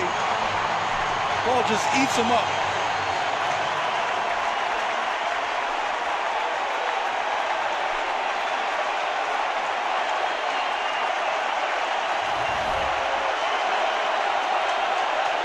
Here's the cleanup hitter, Starling Marte.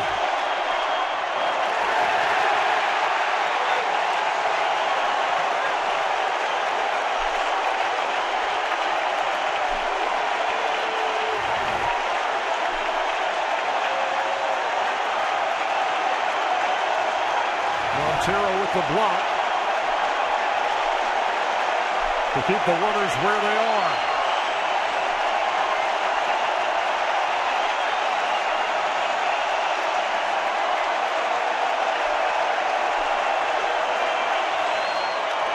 Well hit to short. Russell to second for 1, to first. Double play. Jake Arrieta hops off the mound. A huge double play to end the inning. A bases loaded threat goes by the boards for the Pirates. It's still 4-0 after 6.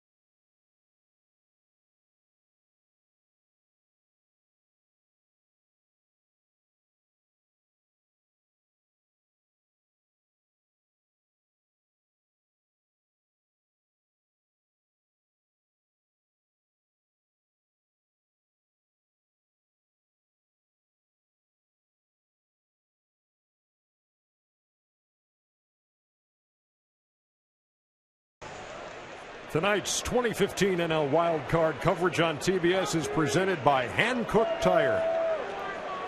Jake Arrieta escaping the best scoring threat of the night by the Pittsburgh Pirates in the bottom half of the sixth. Bases loaded and 1 out. Sometimes when you have the kind of numbers that we've given about Arrieta, you've also got to have some luck.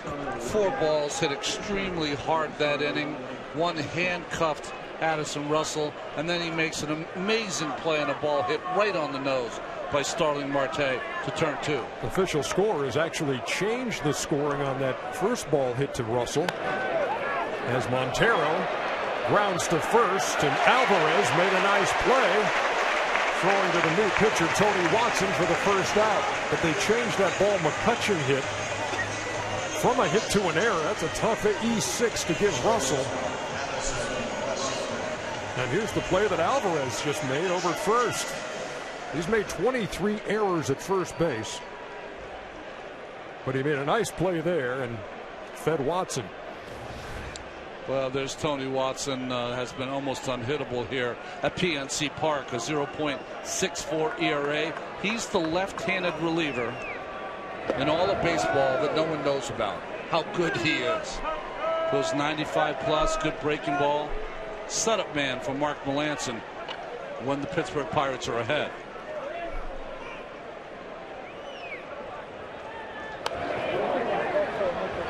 Foul right back under us. A ball and a strike. Watson in 77 games this year. Tied for the 3rd most among relievers in the National League.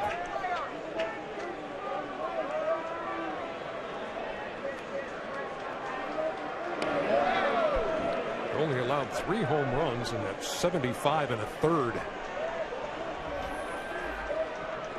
And getting back to McCutchen's ball that was ruled an error or changed to an error. Addison Russell approached that the right way. With a lead, you shouldn't be trying to get in front of that and trying to smother it and get 1 out. Don't worry about a double play. Let's just get 1 out. The ball clearly handcuffed him, but his approach was right. Tough error on that particular ball. After the game, I'm going to get a fungo and hit the same ball at the official score. I think sometimes the official score sees the replay in slow motion, and everything looks easy in slow motion. Are you gonna, Ronnie? Are you gonna stay here till he makes the play cleanly? Yes. Because we have a flight to LA tomorrow. Well, so. I'll stay here till 5.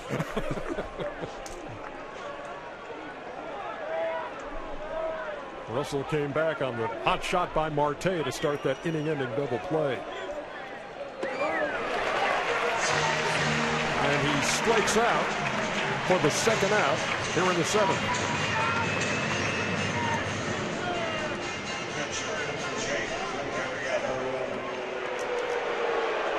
Well, the expected reaction as Jake Arrieta steps to the plate here in Pittsburgh.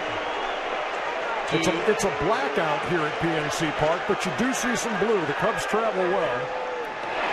And Watson just hit Arrieta.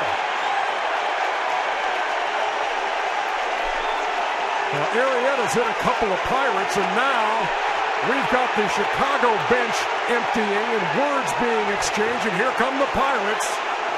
And for a couple of teams that met 19 times this year, things are getting vocal. That's all it is at this point. Well, you can see the side of the Pittsburgh Pirates. What they're saying is you've hit 2 of our players, and you did it, Jake Arrieta, so we're going to try to get back at you. As you can see, Garrett Cole trying to get a ball. Arrieta's been pushed out of the scrum, but you can see it from Chicago. They're saying to themselves, hey, we need this guy to move along in the postseason. And you threw a ball and hit him.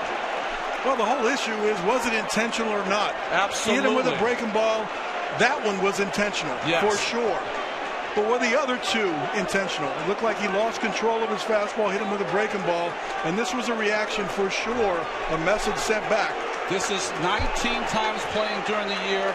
This is getting blanked by Madison Bumgarner last year in the wild card, and now being blanked again by Arrieta here. You see Sean Rodriguez was at one point being restrained by 3 Pirates, and he's still barking. Rodriguez, one of Joe Madden's old players in Tampa.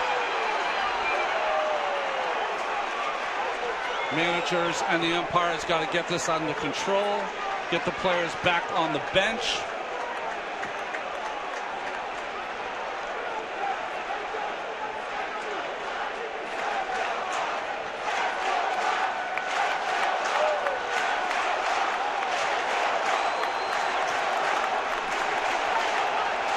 Seventh inning fireworks here at PNC. The only thing I would do different in this instance, if I was Jake Arrieta and the pitcher hit me in the fanny because I've hit 2 of their players, I would have run to first base. And that might have stopped everything. But once he stopped to talk to Watson, that's when the fireworks started.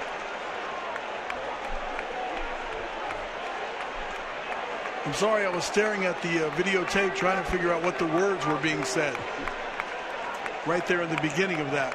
I'd say most of them we can't use here.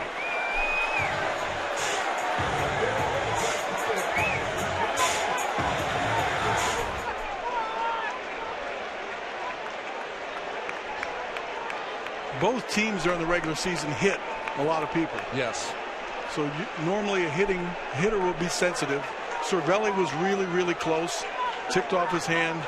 I don't believe that was intentional. But Arrieta hit 10 people during the regular season, 2 more in this ball game. He hit Cervelli in the 5th, hit Harrison in the 6th. And the umpires have the power to make judgments without warnings. If they deem it was intentional, you can throw guys out of the... I don't think they're going to in a playoff game. I think the best that they should do is write down what the participants were, kind of what happened. Did anyone get out of control? And let's play baseball again. I thought it looked like, right after it happened, that Jeff Nelson pointed at the dugout as if to warn both sides.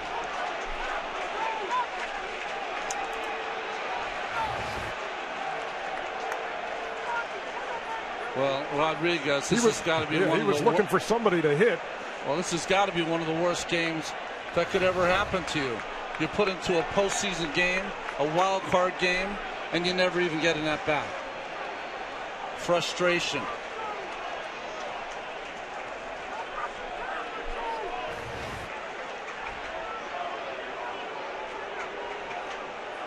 There you see it again as he took that ball on the hip or on the cheek. And there was the warning.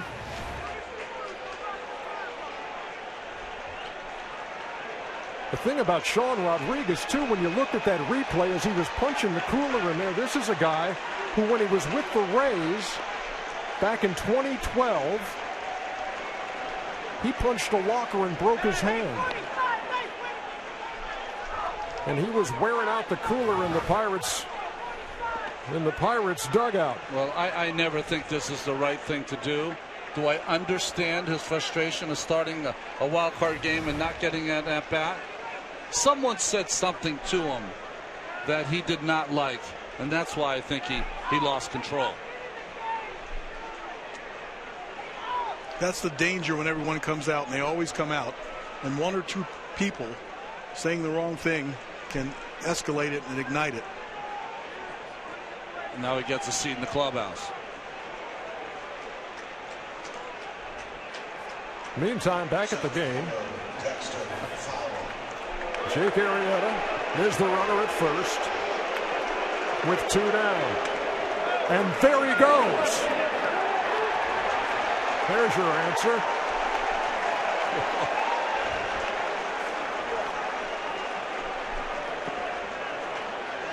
Dexter Fowler, who's had himself a night, now turns around to bat right-handed. Into right field. Will it fall? No, it will not. Polanco with a fine running catch to end the 7th. A lot of action in the 7th. No run scored. It stays 4-0. They are stretching at PNC.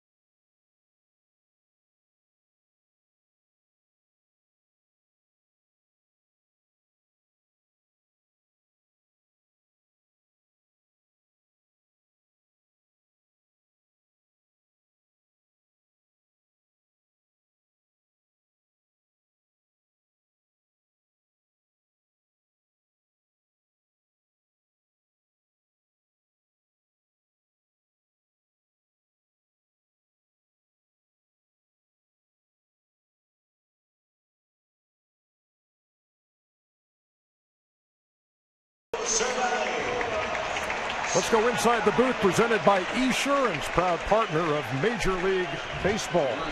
Ernie Johnson and Cal Ripken Jr. and Ron Darling, and it's a 4-0 game, and a lot of fireworks going off there in the 7th inning, Ronnie. You know, it was really something that, you know, it kind of felt like it was going to happen from a Pittsburgh side because of what happened to him last year in the wild card, because Arrieta had hit 2 of them. Tony Watson, I think, did what used to happen in baseball. If a pitcher got you a couple of times, then you went after the pitcher. Why go after the hitter? They haven't done anything. It's unexpected for me. In a playoff game, it's almost like a fight in a hockey playoff game. You're trying to get back in the ball game, but maybe it was their opportunity to get Arrieta in a different way. Arrieta back out there here in the bottom half of the 7th inning, and it's 2-0 to Francisco Cervelli. Well hit, base hit to lead off the bottom of the 7th.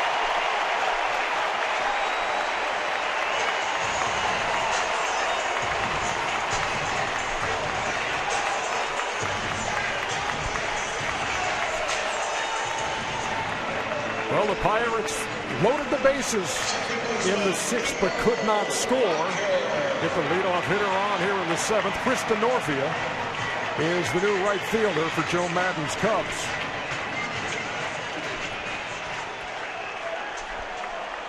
So Kyle Schwarber out after quite a playoff debut for the rookie, with a 2-run homer and 3 runs batted in on the night. Neil Walker fouls it back, 0-1. Well, Cervelli doing what he's done all season long. It's the reason he's batting 5th in this lineup. 7th inning or later, batting average of .357. They need traffic on those bases here in the 7th, down 4-0. Yeah, but you can't help but notice that Arrieta, it's not a loud ball hit off of him, maybe with the exception of McCutchen, and all of a sudden 4 in the 1 inning. Got another line drive here to start the inning. This is not the same stuff that we were seeing earlier.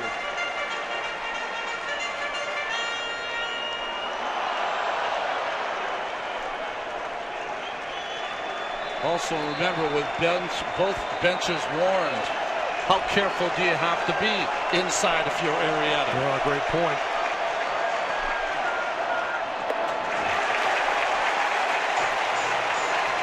Two balls and a strike.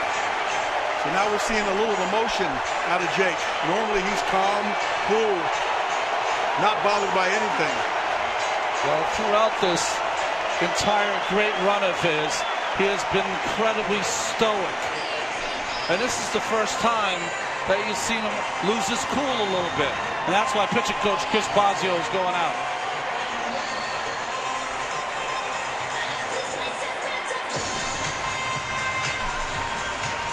Nothing going on in the Chicago pen right now. I watched these Pittsburgh fans do it to Johnny Cueto and the Cincinnati Reds one evening.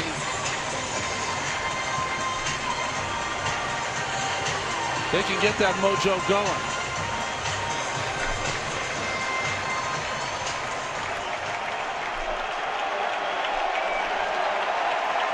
Neil Walker, a native son, a free agent after the year. Maybe he can be a hero.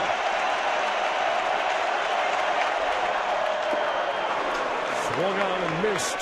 2 balls and 2 strikes.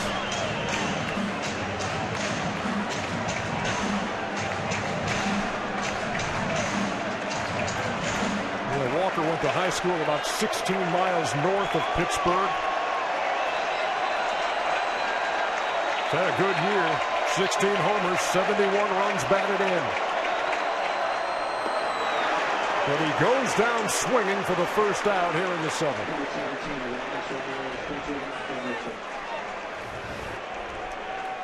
Now, Sean Rodriguez has been ejected for this game. We take another look at some of the video from that scrum and watch the right hand.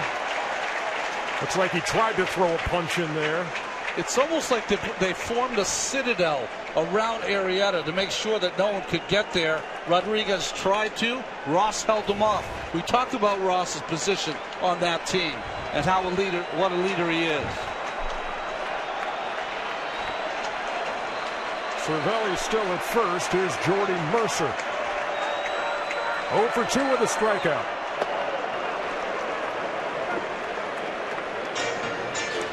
Fastball miles per hour are down from Jake. 93, 94 right now. Not with the same control.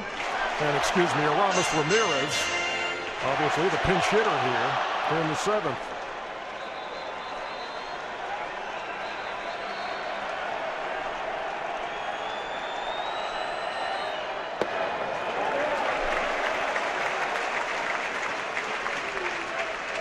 That one hit 95.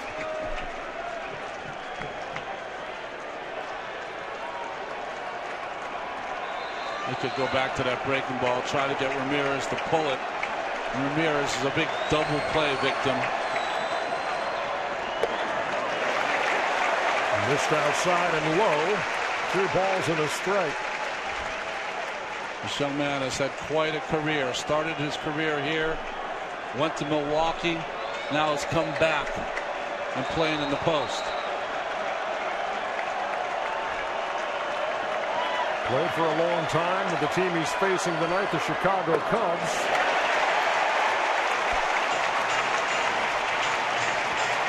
Played 56 games for the Pirates, 37 years old. Pedro Alvarez waiting on deck.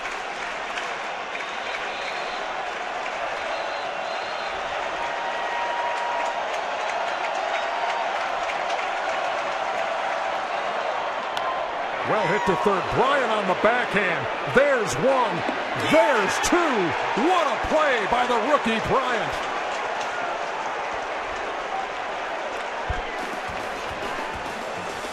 And for the second straight inning, an inning-ending double play gets the Cubs out of trouble.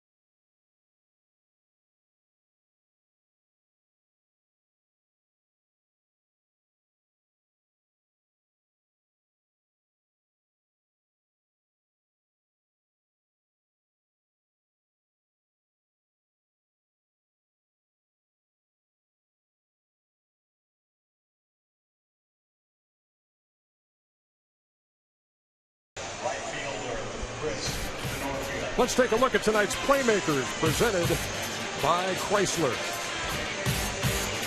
Well, the 1 and 2 hitters in the Cubs lineup doing a lot of damage early in this game. Fowler 3 out of 4. Kyle Schwarber since removed from the game, but while he was in there, 2 for 3 with a long home run.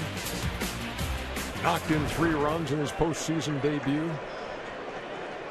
And the Cubs, with their 4-0 lead, come to the plate in the 8th. Joaquin Soria is the 4th Pittsburgh pitcher. Early in his career, he did a fantastic job. He's the closer of the Kansas City Royals. He's moved around a lot since then. Was with the Detroit Tigers, where he got his 200th save this summer, and then they acquired him from Detroit on July 30th. Chris Denorfia, a defensive replacement in this game, leads it off for the Cubs in the 8th. Aramis Ramirez stays in the game at 3rd for the Pirates, and Josh Harrison moves from 3rd to short.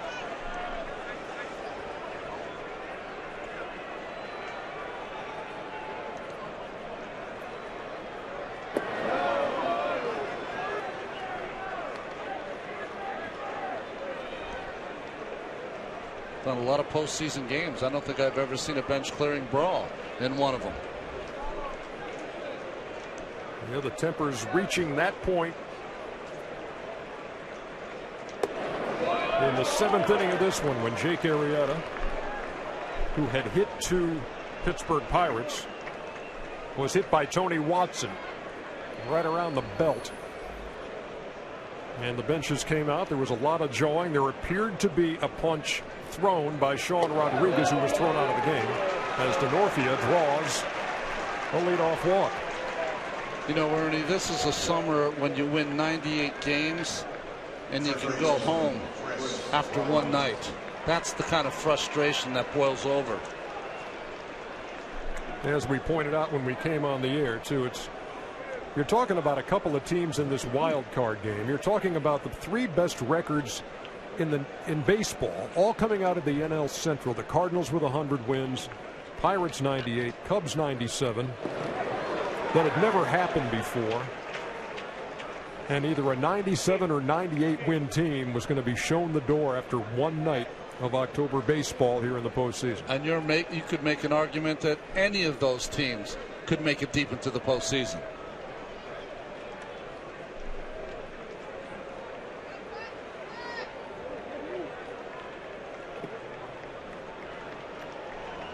Chris Bryant looking for his first hit of the night.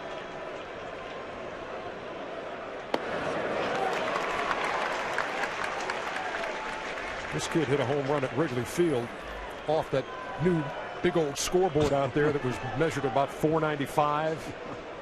I think it was still going up when it hit it. Former teammate of Bryce Harper on a Las Vegas travel team, which would scare the pants off any 13, 14-year-old pitcher who had to face that team. I was just thinking there's a lot of teenagers crying when they were playing against that team. We saw Schwarber a minute ago talking about what type of pitches. He was communicating to Rizzo in the on-deck circle, sharing information. A young guy just came up, watching what they have and explaining it to Rizzo.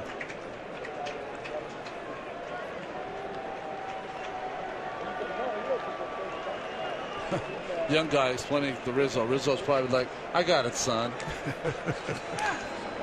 Well, he's a veteran, but he's young too. Yeah. But remembering pitches, remembering how they got you out. You're similar hitters, hitting the left side, got some power. They could attack you in similar ways. So sharing of information is always pretty good.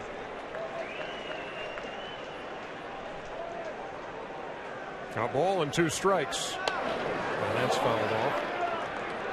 I remember reading an article about Chris Bryant and his theory of hitting. His father had been a minor league player and said because of his height, his ability to hit the ball a long way, he just tries to come into every game and hit 4 fly balls. He figures one of them will be long enough to get out. That's about the opposite of what we were taught, Cal.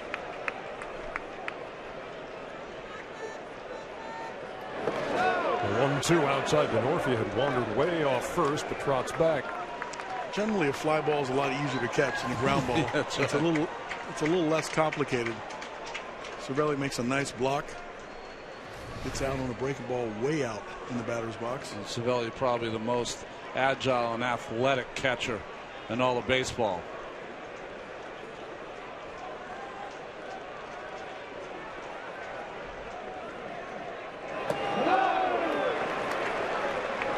Well, he's throwing the kitchen sink.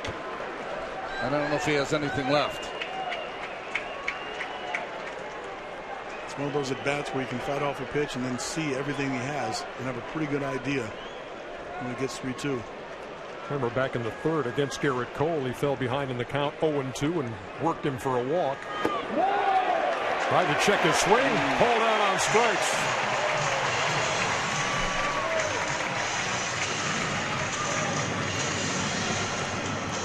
It looks like he might have gone on this, and we'll see this in a second. But if I'm the hitter, I want to be called out by the guy on first, not by the guy behind home plate. It's hard to look at the pitch coming in and then switch your attention to whether you made an attempt at the ball. First out of the inning.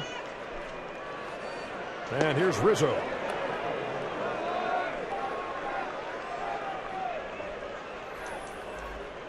Pitch right there surprised Cervelli. He didn't get a call on that.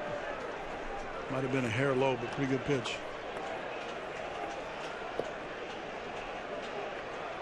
It hasn't been the big RBI guys of Bryant and Rizzo, who combined for 200 this year, who have done the damage for the Cubs here in the wild card game. Fowler at the top of the order, and Kyle Schwarber, the rookie, hitting second. Hasn't done any damage yet.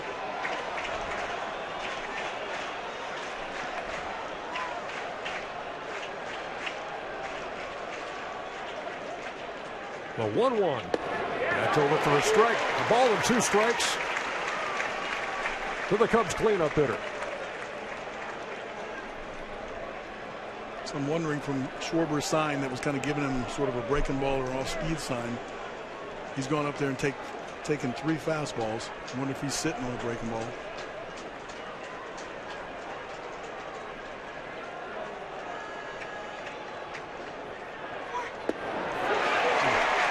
Back-to-back strikeouts for Soria.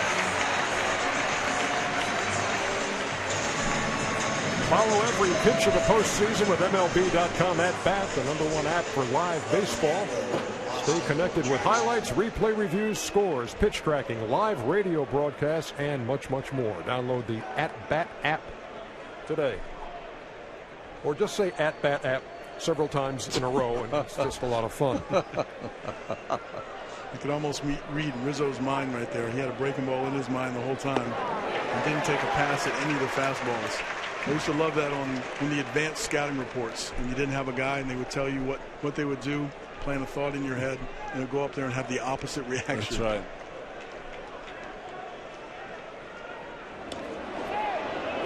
Ooh, very close. That's why you get all these sabermetrics, Cal. You know, how do you process it? Different people process things in different ways. It's a lot of information. You got to choose which one works for you. I can barely choose lunch. Austin Jackson takes down low, ball and a strike.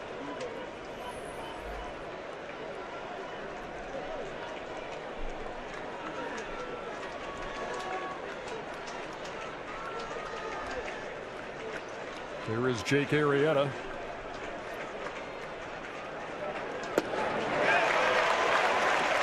Arrieta has shut out the Cubs through 7.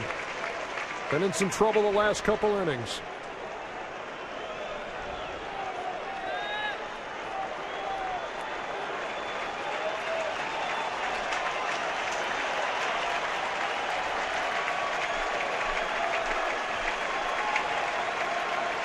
One ball, 2 strikes, and Jackson goes down swinging.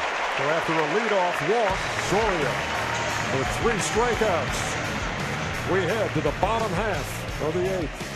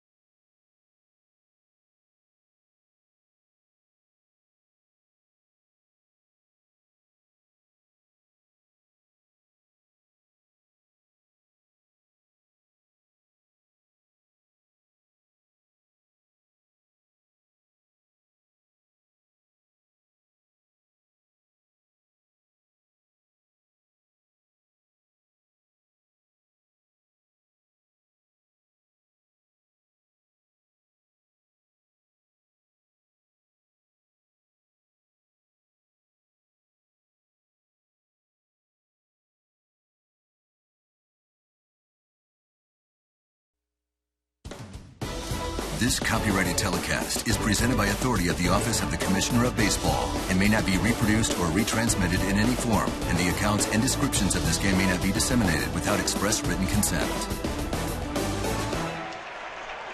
Of course, a Billy Goat making an appearance in the Chicago faithful who have made the trip to Pittsburgh. Of course, the last World Series appearance for the Cubbies in 1945. They last won it in 1908. They lead 4-0 in the wild card game, the first step on the postseason road. Ball and a strike to Alvarez from Arrieta, who begins his work in the 8th.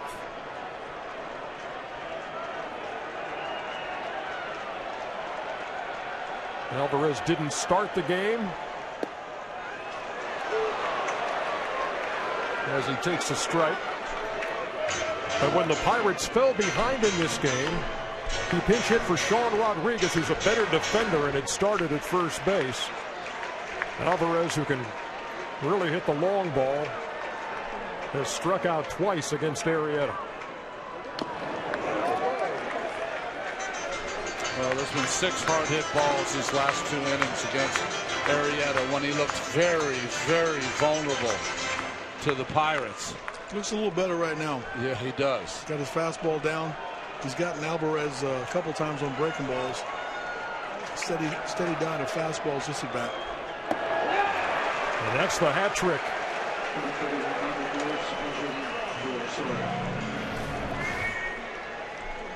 Double-digit strikeouts now for Arrieta. Sometimes it's better to be lucky than good right here. The defense bails him out on a hard hit ball.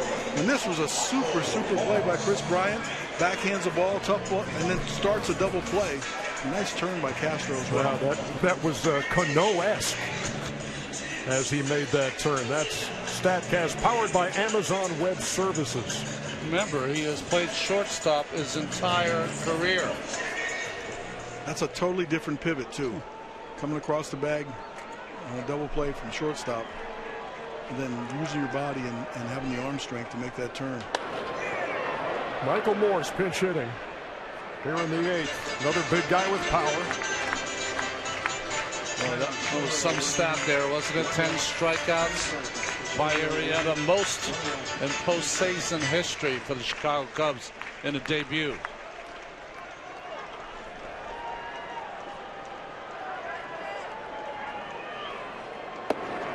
Upstairs, missing. There's the Pirates closer, Mark Melancon, who led all of baseball with 51 saves out of 53 opportunities. Out there in the shark tank, as he calls the Pittsburgh bullpen. Line right up the middle. Morse, who started the year with the Marlins and traded to the Dodgers and right away then traded to the Pirates for Jose Tabata, reaches here in the 8th.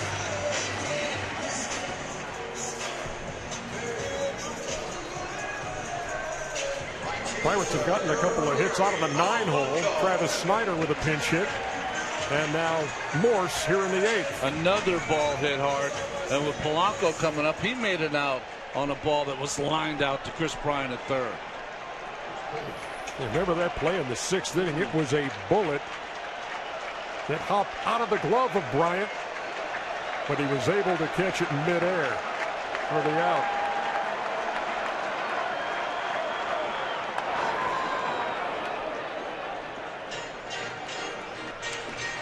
His mechanics looks a whole lot better to me. His tempo, he's getting his arm out in front a little bit. Not rushing as much. 95 pitches now for Arrieta. 2 starts ago, he threw a shutout against Milwaukee. Threw 123. That was his season high.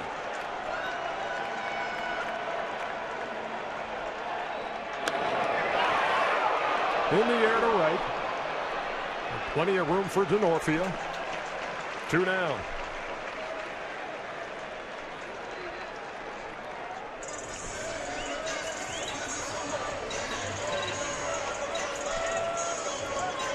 And Josh Harrison steps in here in the 8th. 0 for 2, hit by a pitch.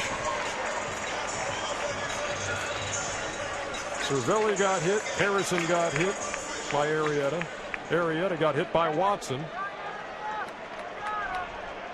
And then you had a couple of 25-man playoff rosters all meeting in between the plate and first base. The fallout from that, warnings to both sides, and Sean Rodriguez ejected.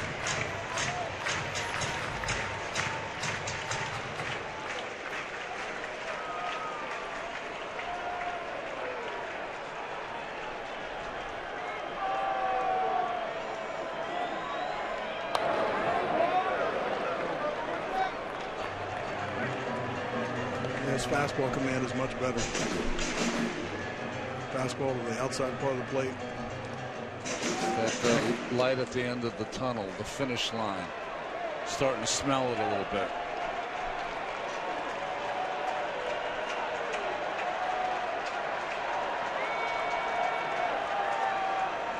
Oh, straight back, a ball and 2 strikes on pitch number 100 from Jake Arrieta. You know, you can see it as he's conveniently wild. You know, when you think about it, trying to throw the fastball, sometimes it runs and goes up and in. And from a hitter's perspective, it's too much up and around your chin. That gets your attention, not always in the good way. Pirates tonight 0 for 10 with runners on.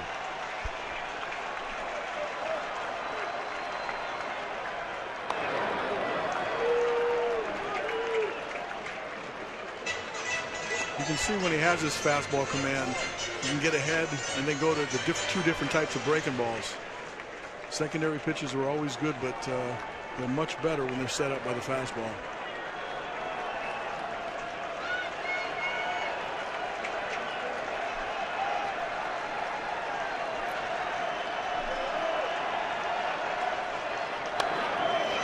In the air to right, DeNorfia over and runs out of room.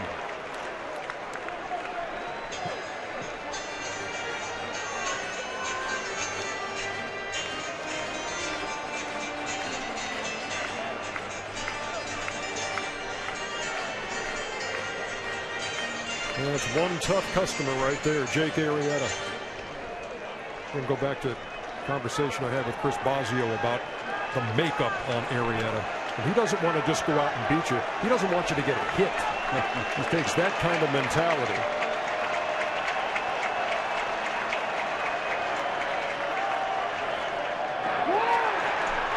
Strike 3, and they'll have to complete the strikeout with the throw to first.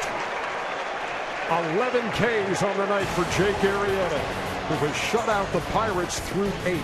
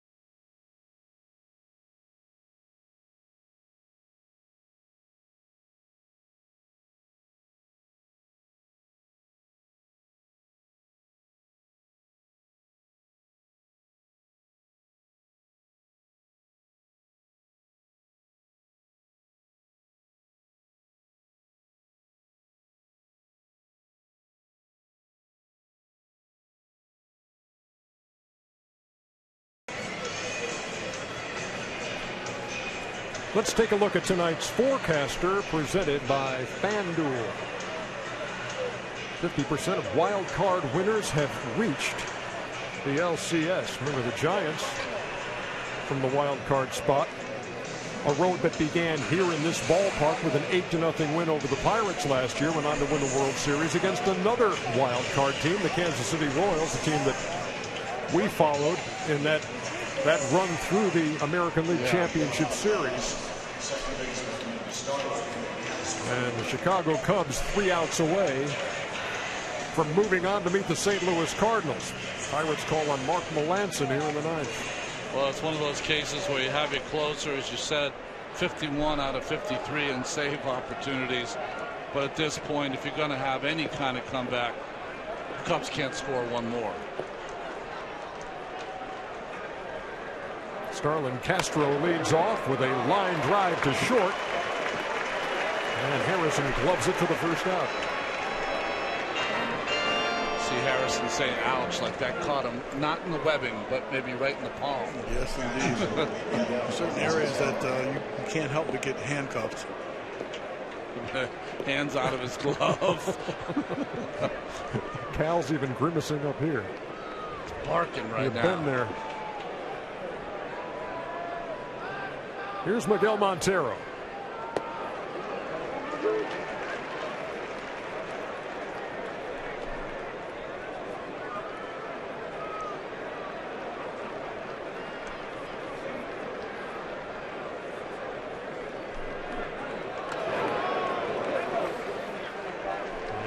Gets ahead 0-2.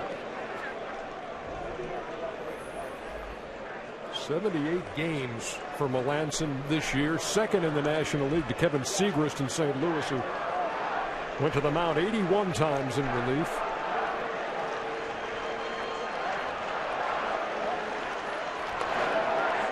Tacked up toward first. Alvarez takes it himself. 2 up and 2 down here in the top of the ninth. Stay tuned after the game for the postseason show on TBS presented by the Lincoln Motor Company. Casey Stern and Pedro Martinez, Gary Sheffield, Dusty Baker. We will have obviously the highlights of this one and look ahead to Thursday's action. Not that I'm trying to produce their show, I'm just assuming that that's what will be coming up on the postgame show. Well, I'm sure Pedro will have a little perspective on the bench clearing incident. Not that Cal's trying to produce the show. We expect to see all of these things, fellas. And I'm curious about Dusty, too. Dusty always has a good perspective on those things. That ought to be a good show.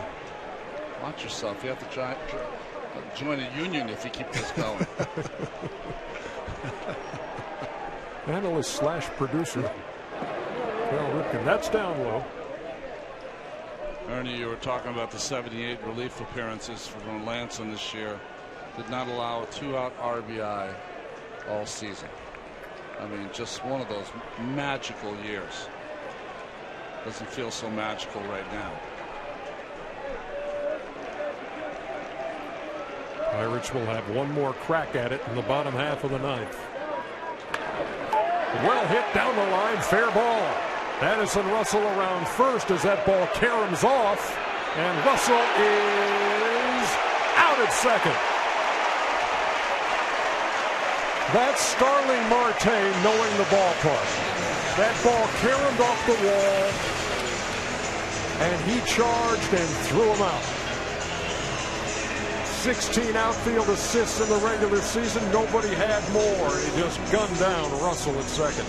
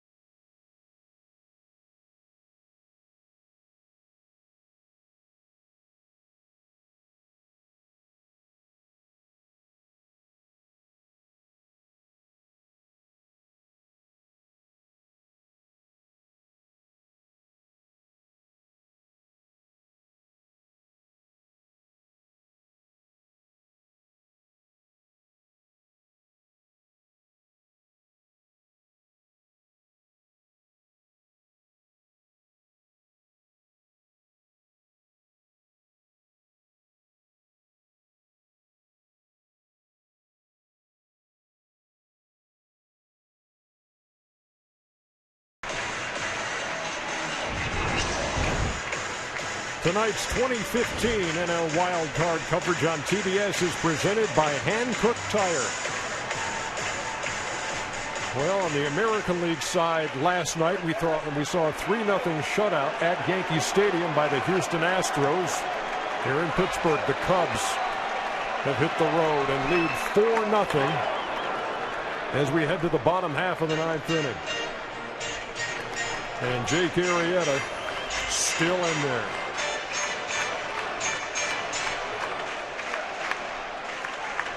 Well, we did a game a Sunday ago where the Texas Rangers needed a superhuman effort by Cole Hamels and got it as he went 9. And right here, the Cubs trying to get the same from Jake Arrieta.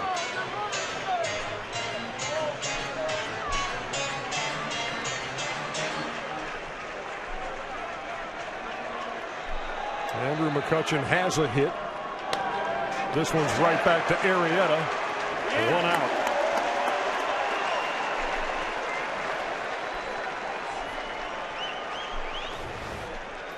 Here is Addison Russell at the end of the last inning, and they took a second between innings to look at his hand. Well, watch this left hand gets caught underneath him. Right hand goes, but the left hand gets caught almost under his hip and never makes it there. I think the weight of his body probably produced that, not injury, but yeah, first thought he was trying injured. to avoid the tag, but it seemed like when he went down initially, it just stuck and then got caught underneath him. 107 pitches for Jake Arrieta, whose high this year was 123. On the ground to third. Bryant to Rizzo. 2 down.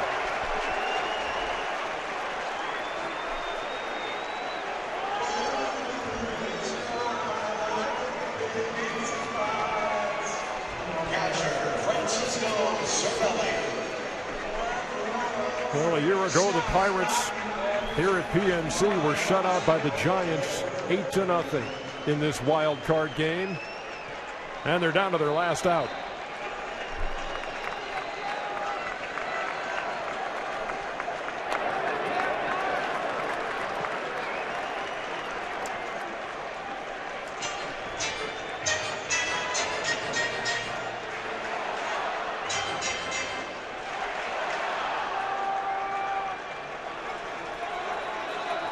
Cubs haven't won a playoff game since 2003. This was supposed to be a blackout game. We're seeing more and more blue as we go.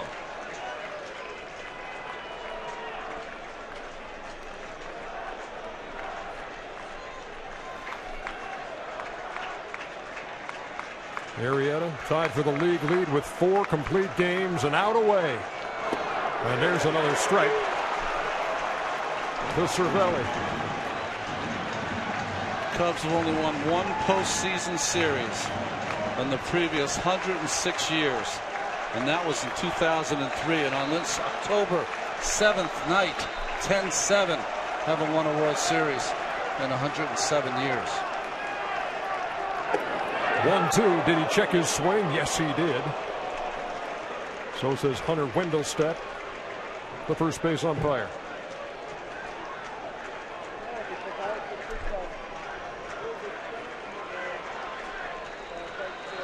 Derek Cole just couldn't match zeros early in the game. Only 1 time this year did he give up 2 home runs on a start, and he did it tonight. Little check swing, and for the first time in 12 years, the Chicago Cubs have a postseason victory. They win the wild card game, blanking the Pirates 4-0. And at DraftKings in Chicago, Illinois, there in Wrigley, that celebration will continue for a while.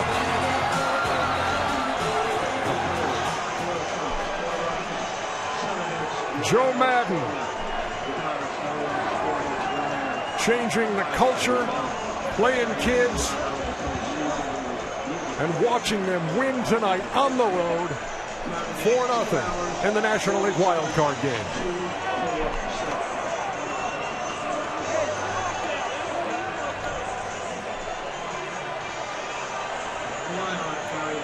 A 98-win season for the Pittsburgh Pirates.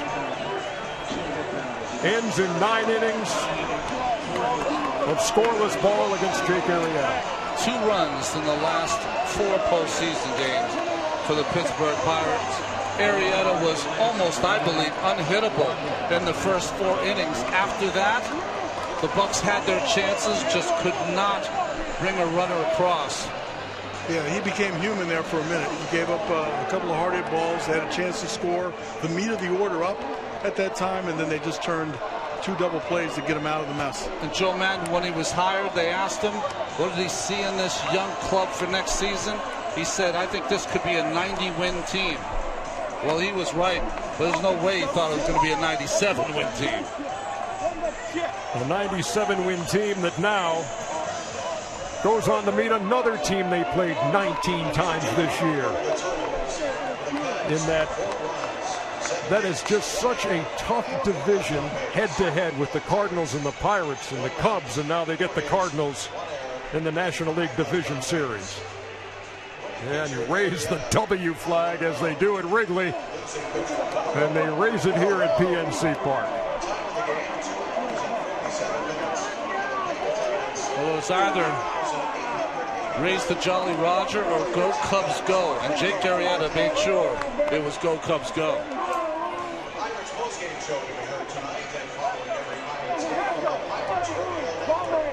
22-game winner, possibly the Cy Young Award winner in the National League. Gets the ball in the wild card game and squeezed the life out of it. And in the season where you talked about Chris Bryant from the beginning of spring training till he was brought up to the major leagues, it's Kyle Schwarber, the rookie, who has the huge game and the 2-run home run that really put Arrieta and the Cubs out comfortably. It was Bryant with the glove. Yeah, so there you go. You can't always make the contribution getting the big home run. But Schwarber's home run, right on time. Fowler had a really nice first 2 guys that came in without much numbers against Garrett Cole. Actually put up the numbers and gave Arrieta the lead.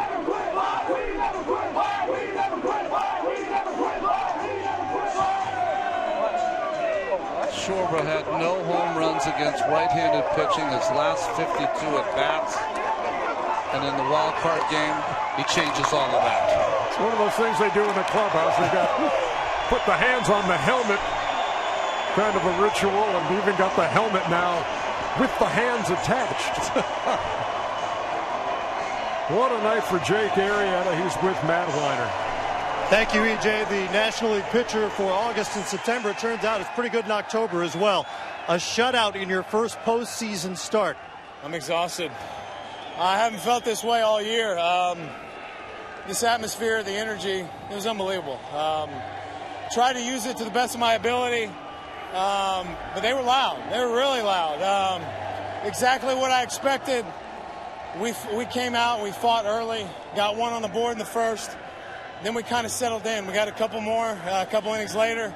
And then from there, it was just, pound the zone and try and get as many outs as quick as possible. 11 strikeouts. You were dominant early in the game.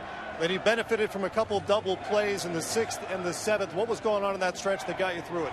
Well, just to, even if I fell behind, just to keep the ball down, try and force contact, something on the ground in the infield that we could handle for a double play. I was fortunate to get 2 big ones, to get out of a couple jams. But, other than that, the offense was great. We came out, we fought against Garrett. He's got tremendous stuff. He's a competitor. Those guys are an amazing team. They 98 wins. The scenario, the situation as it was, 1 game, do or die. One of us had to go. So that's how it ended. But just a tremendous night. It's outstanding. Outstanding. Not very often we see dugouts clear in a postseason game. What happened with the pitch from Watson? What did you say, and what happened in that scrum? Well, I hit 2 guys unintentionally. I'm never trying to hurt or hit anybody. Balls were slick tonight. Just lost it a couple times. Kind of ran away from me. I expected that. They're gonna take care of their own guys. It's understandable. Everything after that was fine. First time this club has advanced in the postseason since 2003, and a 9-game postseason losing streak along the way. And you know the history. Do you have a sense of what this means back in Chicago? It's tremendous for the city. It's been a while. Chicago's been waiting for this, but it's only step one. You know, we've had an incredible season. This is game one of the postseason for us. We'll carry this as momentum into St. Louis and expect a really good series. How about the top of your lineup, Fowler and Schwarber? Incredible. I mean, Dexter today, what do you have, three or four hits, led off the game with a knock, scored in the first, huge home run just to kind of take some of the wind out of these guys' sails in this park, because we needed that. We needed somehow to take some energy out of this crowd, and we were able to do that. We'll see you in St. Louis. Congratulations. All right, buddy. Thank you. AJ, back up to you. All right, thank you very much, Matt. Complete game for Jake Arrieta. And on a blackout night here in Pittsburgh, you look behind that first base dugout, and all you see, blue and white of the Chicago Cubs as they celebrate the wild card victory over the Pittsburgh Pirates by a score of 4-0. We'll be back to wrap things up here from PNC Park right after this.